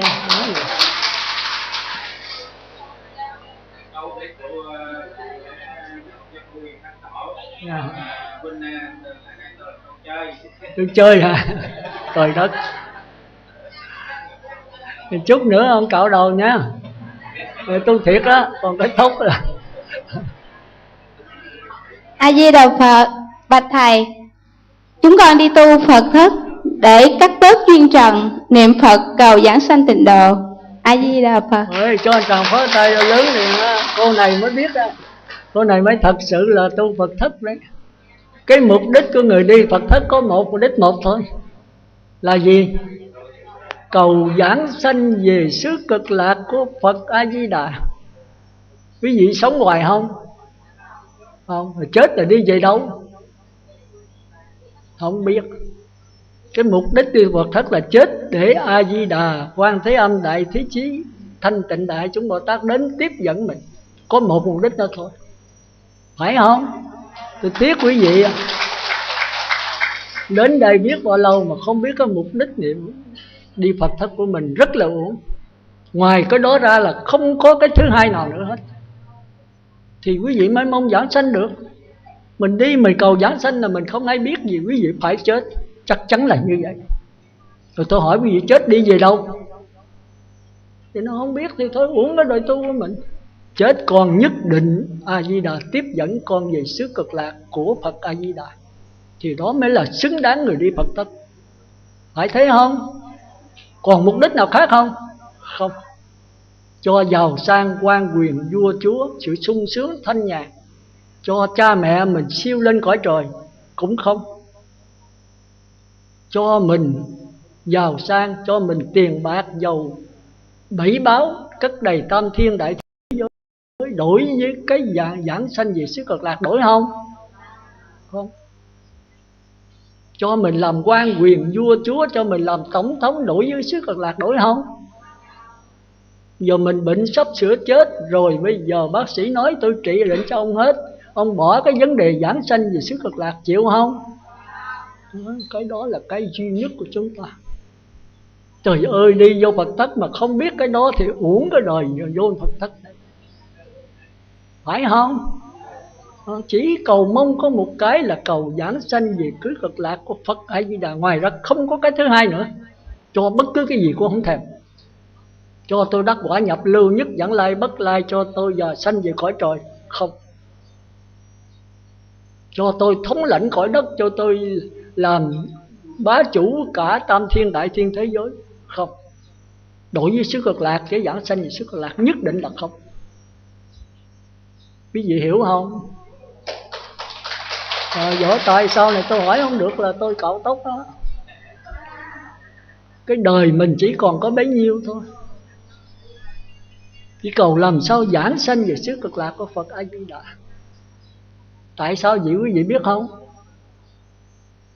Dầu quý vị đắc quả nhập lưu, nhất vãng lai bất lai, dầu quý vị sanh vào cõi trời dục giới, sắc giới, vô sắc giới, tứ thiền, vô sự hữu xứ phi phi tưởng, cũng không bằng giảng sanh về cõi Phật.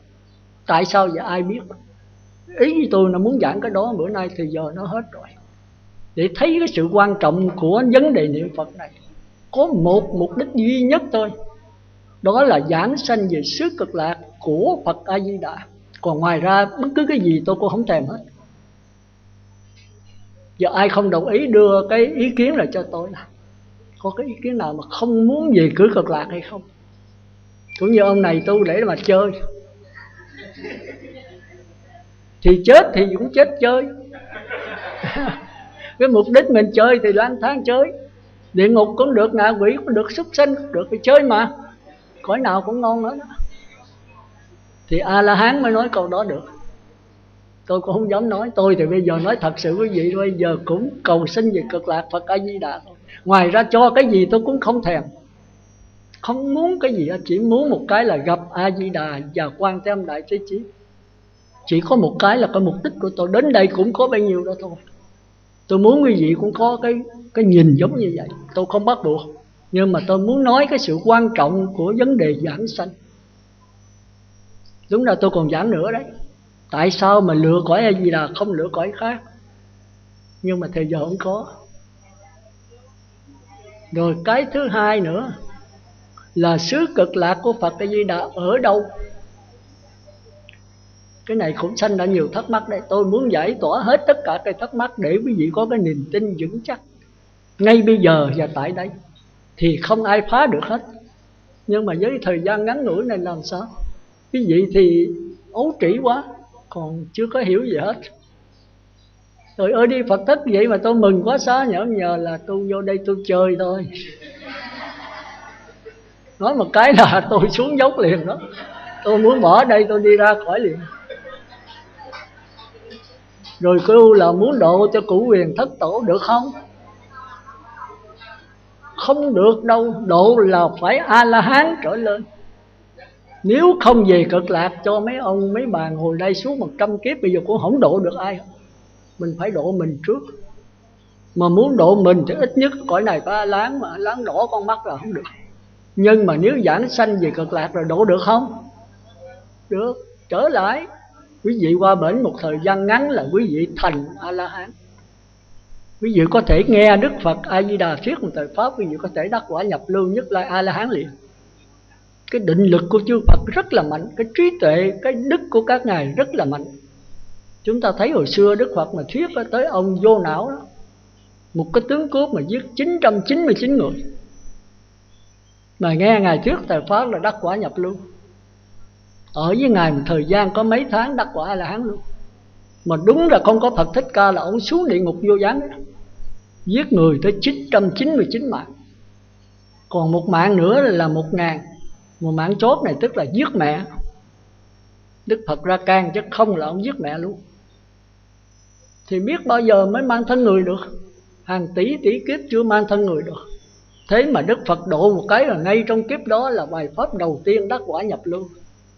Rồi thời gian 2-3 tháng sau khi trả nghiệp rồi đắc quả A-la-hán. Mà ông đó giỏi ạ. Ông đi ra ông đắp y rồi đó thì mấy người mà bị chết 999 gia đình nó đá chọi lỗ đầu bể bát rách y. Trở về hết bệnh rồi đi bát nữa, bị chọi lỗ đầu đắp y 10 mấy lần như vậy. Ta nhất quá tam thôi, ông 10 mấy lần. Đức Phật nói thôi, con gây cái nghiệp ở cái xứ này nhiều quá, con đi qua nước khác đi, ở đây nó đánh riết rồi chết. Ngài nói sao biết không? Bạch Đức Thế Tôn, con dám làm thì con dám chịu. Cái này chính con tạo mà, con phải trả thôi. Đức Thế Tôn đừng sợ, nếu con chết thì con vẫn là giảng sanh thôi.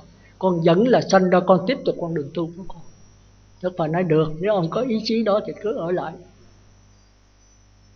Thì cuối cùng mấy ông mới thấy là nếu mình kiên nhẫn ra quá, nó cứ đánh hoài, nó cứ chửi hoài. Về một cái là đi một bữa rồi là về phải nằm cả tháng trời hết bệnh đi nữa. Nó nói đầu là thẹo đầy nhóc hết. Mà nó chọi vô mà 999 gia đình mà. Mà cuối cùng đó ổng đi qua cái nhà đó thấy một người đàn bà sanh không được, ngồi ở trong nhà rên. Ổng đi bát ngang, ổng nghe cái tiếng rên đau khổ. Ông đứng ông lắng tai nghe, ông chạy về bạch Đức Phật Thích Ca. Con thấy con chịu không nổi, bây giờ con làm sao cứu người đàn bà đó. Thì Đức Phật nói con trở lại, con đứng ở ngoài vách đó con nói vô. Từ ngày mà tôi sanh ra tới bây giờ tôi chưa hề giết một mạng chúng sanh. Xin đem cái phước báo này, công đức này hồi hướng lại cho bà, để mẹ tròn con vuông. Thì Vô Não nói trời ơi, Đức Thế Tôn nói gì kỳ vậy? Con đã giết người 999 mạng mà Đức Phật nói từ ngày con sanh ra tới bây giờ chưa hề giết mạng chúng sanh. Con đâu dám nói vậy. Đức Phật nói ấy, con lầm rồi. Sư phụ nói là con từ ngày sanh ra, chết bên đời sanh ra bên đạo á, từ ngày con xuất gia tới giờ con có giết mạng chúng sanh nào không? Nói không, con không. Thì Đức Thế Tôn muốn nói là con sanh ra trong đạo tới bây giờ. Bởi vì cái đạo Phật nó không kể ngoài đời. Xuất gia, ngày xuất gia đó kể là giảng sanh 1 năm 1 tuổi đạo, hay 20 năm 20 tuổi đạo. Mà ông vô 3-4 năm trời rồi 3-4 tuổi đạo mình chưa hề giết chúng sanh nào hết. Thì cái phước báo rất nhiều. Và cái giữ giới 250 giới này rất là quan trọng. Một giới 36 vị thần là chư thiên ủng hộ. Thì con đem cái phước báo này con chú nguyện cho người đàn bà đó thì họ sanh rất dễ dàng. Ông nghe lời, ông chạy lại đó đứng ở ngoài, ông thì thầm vô nói vô, bà này sanh được liền. Thôi từ đó lối xóm người ta đồn ra cái chàng Vô Não này có cái phước đức rất nhiều. Chú nguyện cho đâu là kết quả đó. Thì ai bệnh hoạn bất cứ cái gì đem lại ông chú nguyện là hết. Thôi từ đó ta bắt đầu tha ông. và sao ông đắc quả La? Thì chúng ta thấy là ông là đó là ông không tin. Chúng ta thấy cái hiểu biết sai lầm. Ông sắp sửa giết mẹ rồi đó, thì Đức Phật Thích Ca mới đi ra chặn đường. Thì ông thấy Phật Thích Ca rồi, nó bỏ mẹ để giết ông Cồ Đàm này. Ông rượt theo Đức Phật dùng cái thần thông cứ là 3 thước, 3 thước, 2, 3 thước vậy. Ông rượt hoài cứ thấy là chém không tới, chạy dắt giò lên cổ, mà Đức Phật cứ đi chậm rãi hoài, mà cứ cách khoảng là 2, 3 thước. Thần thông của Đức Phật mà. Thì ông nói ông Cồ Đàm, ông hãy đứng lại, ông hãy dừng chân lại. Thì Đức Phật nói sao biết không? Này chàng vô não, ta đã dừng từ lâu rồi, chỉ có ông chưa dừng thôi. Người nói ủa cái ông Cồ Đàm này tu mà sao nói dối quá nhỉ? Mình đã dừng chân lại mà ổng cứ đi hoài, mình rượt chừng nào ổng đi nhiều chừng nấy. Mình dừng lại thì ổng có cách mình 3, 4 thước. Mà mình kêu ổng dừng, ổng nói ổng đã dừng rồi, chỉ có mình chưa dừng. Thì Ngài mới nói trời ơi, tôi dừng từ lâu mà Ngài không dừng, mà Ngài nói tôi là Ngài đã dừng rồi. Ngài dừng đâu? Nói ta đã dừng ở trong tâm rồi, chỉ có con chưa dừng thôi. Tức là cái tâm sát hại của con vẫn còn, mặc dù con dừng cái hình tướng nhưng cái tâm vẫn còn. Nói lần thứ 3 ổng hiểu, ổng mới quăng đao xuống. Thì Đức Phật dừng lại, ổng mới ra trước mặt Đức Phật, ổng lại quỳ xuống lại. Kẻ tội lỗi này xin đê đầu đảnh lễ Ngài, xin Ngài cứu độ cái kẻ tội lỗi này. Đức Phật nói được, thôi con xuất gia theo Như Lai đi. Ông nói trời, làm sao con xuất gia mà đắc quả được? Cái tội ác con tày trời, Ngài biết con giết 999 mạng, hôm nay mẹ con là người thứ 1000. Làm sao mà con có thể cứu vãn cái tội lỗi tày trời của con được? Con không xuất gia được, mặc dù con rất muốn. Đức Phật mới đưa 2 cái thí dụ. Ông xuất gia liền đắc quả nhập lưu liền. Đức Phật nói bây giờ ta hỏi ngươi nha, một căn nhà để rác rến như vậy, không lau chùi gì hết 100 năm, bây giờ con lợi con dọn dẹp bao lâu? Thì ông nói chừng một vài tiếng, nếu làm lẹ thì 2-3 tiếng thôi. Rồi bây giờ ta thí dụ con ha, bây giờ căn nhà để tối 1000 năm, bây giờ con muốn cho cái nhà này sáng, con làm bao lâu? Ông nói con chỉ thắp ngọn đèn lên chừng 5 phút sau là căn nhà sáng liền. Thì Đức Thế Tôn nói ấy, cái tội lỗi con giống như vậy đó, nó không có thật. Nếu nó có thật thì bây giờ con sanh ra 100 kiếp con đền cũng không nổi. Nhưng mà tại cái tư tưởng ngu si của con mới tạo nên cái tội lỗi này, cái vô minh hắc ám này. Thì vô minh hắc ám cũng như là rác rến ở trong nhà con chỉ còn chịu tu trí tuệ nữa. Cũng như cái nhà mà tối 1000 năm, con đốt ngọn đèn sáng lên chừng 5 phút là bao nhiêu hắc ám đều tiêu tan hết. Sát na diệt khước a tiền nghiệp, nhược tương vọng tưởng cuồng chúng sanh, tự chiêu bạc thiệt trần xa kiếp. Trong một sát na là vô lượng kiếp, tội lỗi đều tiêu tan hết. Thành ra chúng ta thấy trong kinh A Di Đà có câu đó, niệm một câu Phật A Di Đà nhất tâm thì tiêu làm sao? Tiêu 80 ức tội nghiệp. Chúng ta nghe tưởng đâu nói dốc, không dốc đâu, có rất thật. Nhưng mà nhớ là nhất tâm nha. Niệm một câu A Di Đà mà nhớ Phật, nghĩ Phật, tưởng Phật, không nghĩ gì hết, 80 ức tội nghiệp tiêu tan. Mà cái nghiệp không có thật. Mà khi gặp cái ngọn đèn trí tuệ chiếu vô rồi thì bao nhiêu đều tan hết. Cái đó mà Huệ Năng từng nói tu nhất kiếp ngộ nhất thời. Thì chúng ta thấy đạo Phật nó rất là khó hiểu. Thì cái pháp môn tịnh độ là tôi muốn nói cái chỗ đó. Thành ra cái thứ nhất là chúng ta phải làm sao mong cầu về xứ Cực Lạc của Phật A Di Đà. Vì thật tử thấy thí dụ như còn Phật Thích Ca đi, còn giáo hội của Ngài đi, rồi quý vị đi tới Tịnh Xá, tới giáo hội của Ngài, mà các vị ở ngoài các ngài vị không xuất gia, thì quý vị tu bao lâu mới thành Phật? Còn lâu. Còn nếu vị xuất gia làm tỳ kheo bao lâu quý vị thành Phật? 7 bữa thôi. 7 bữa đắc quả A-la-hán, một kiền liên xá lợi Phất. Ở ngoài chưa đi xuất gia, cõi trời thôi, tìm đạo Phật mà tìm không ra. Tới chừng gặp ông A Xá, ông giảng bài pháp đắc quả nhập lưu. Cái về gặp Đức Phật giảng bài pháp 7 bữa sau đắc quả La-hán. do tự lực của mình, do cái phần lực của Phật Thích Ca. Cái Phật lực rất là quan trọng. Thành là sanh ra đời mà không gặp Phật là một cái bất hữu lớn nhất của mình, bất hạnh lớn nhất. Trong cái 4 cái hạnh, một là Phật Pháp năng văn, Phật quốc năng sanh, thiện duyên năng ngộ, Phật đạo năng thành. Sanh ra được làm người đầy đủ căn lành, cái khó khăn mà quý vị được hết. Sanh ra đời mà còn gặp chánh pháp là cái khó khăn, quý vị vẫn còn chánh pháp. Sanh ra đời mà được nghe pháp, chánh pháp là cái khó khăn, quý vị được nghe chánh pháp. Sanh ra đời được gặp Phật, tôi quý vị bất hạnh, ra đời không gặp Phật. Cách Phật tới 2.500 mấy chục năm, chúng ta được cái đại bất hạnh đó. Thì bây giờ Đức Phật Thích Ca mới giới thiệu thôi, ta đã chết rồi, cõi đời này cũng như rắn mất đầu. Thôi chúng sanh thời sau này hãy thành trụ từ hoại không. Cuộc đời thì bởi vậy nó hãy lên rồi nó trụ, cũng như mình vậy. Sanh ra rồi là thành, trụ là thời gian 50-70 năm rồi hoại, già xuống rồi chết. Thì cái giáo pháp Ngài cũng vậy đó. Thì thôi sao các con về với Phật A-di-đà. Nơi đó Phật còn đang sống, đang thuyết pháp, và nơi đó thánh tăng rất đông. Thì giáo hội Phật Thích Ca đó có 1.250 vị, bên đây tới mấy trăm ngàn vị. Thì quý vị do đó mà muốn không đắc quả cũng phải đắc quả. Thành ra Ngài nói một người giảng sanh về xứ Cực Lạc, một người thành Như Lai. Hiểu không ông?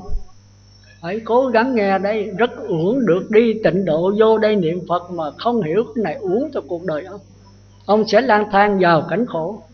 Chừng đó ân hận rồi muốn tìm được cái giáo hội như cái chỗ tịnh Phật thất như vậy không có đâu.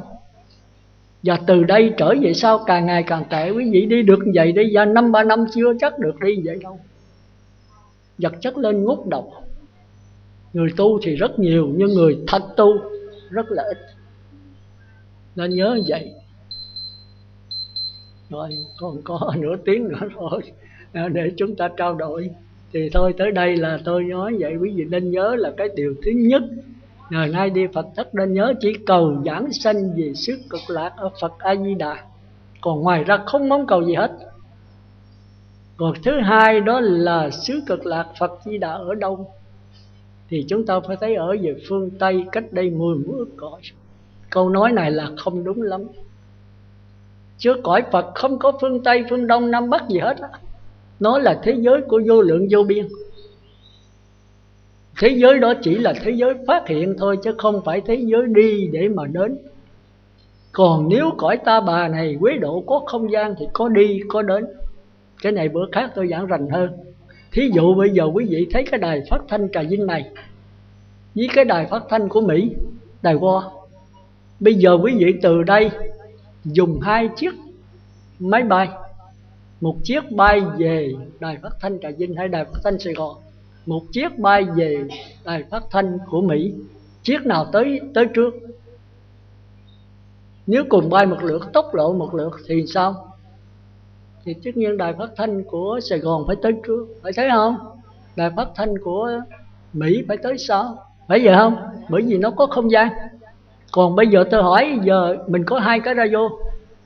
Một cái mình bắt cái làn sóng của đài Sài Gòn, một cái là Tùng Radio bắt làn sóng của đài Mỹ, đài Wo. Bây giờ 2 cái nhận nút một lượt thì tiếng nói nào có trước?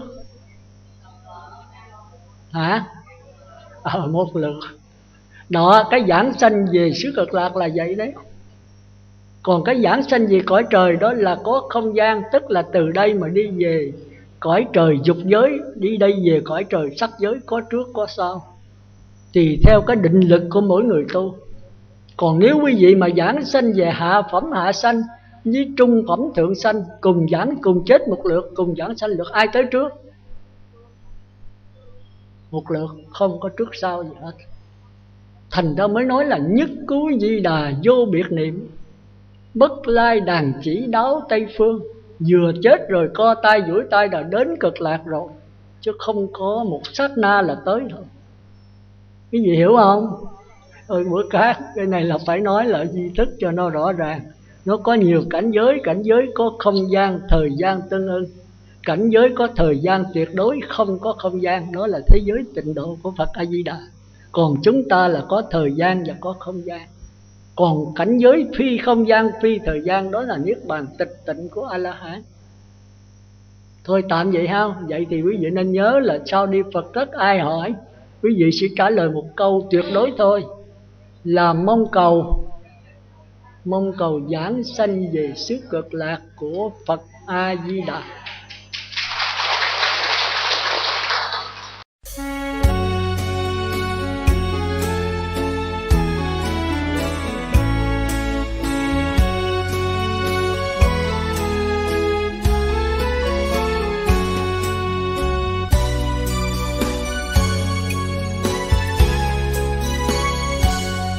Con yêu chùa của ta, mái chùa bao hiền hòa, cây xanh dợp bóng mát đón chào người vào ra. Con yêu chùa của ta, Đức Quan Âm an hòa, dáng oai nghi thầy nhà với nụ cười nở hoa. Phật tử con đi lễ lên chánh điện nguy nga, cúi đầu con khấn lạy ngài Bổn Sư Thích Ca. Ngẩng đầu nhìn tôn kính đấng Từ Phụ quang minh, dâng lên lời phát nguyện Nam Mô A Di Đà. Con yêu chùa của ta, quý thầy sư thật thà, ban vui về muôn lối, cứu độ người gần xa. Con yêu chùa của ta, sống an vui chan hòa, sớm hôm câu Di Đà với hạnh nguyện thiết tha.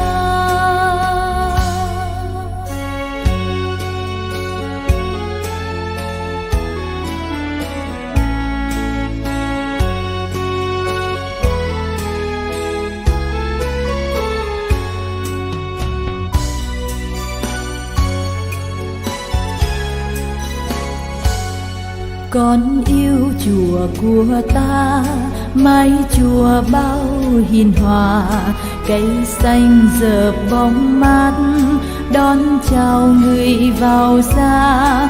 Con yêu chùa của ta, Đức Quan Âm an hòa, dáng oai nghi thầy nhà với nụ cười nở hoa. Phật tử con đi lễ lên chánh điện nguy nga, cúi đầu con khấn lạy ngài Bổn Sư Thích Ca. Ngẩng đầu nhìn tôn kính đấng Từ Phụ quang minh, dâng lên lời phát nguyện Nam Mô A Di Đà. Con yêu chùa của ta, quý thầy sư thật thà, ban vui về muôn lối, cứu độ người gần xa. Con yêu chùa của ta, sống an vui chan hòa, sớm hôm câu Di Đà với hạnh nguyện thiết tha.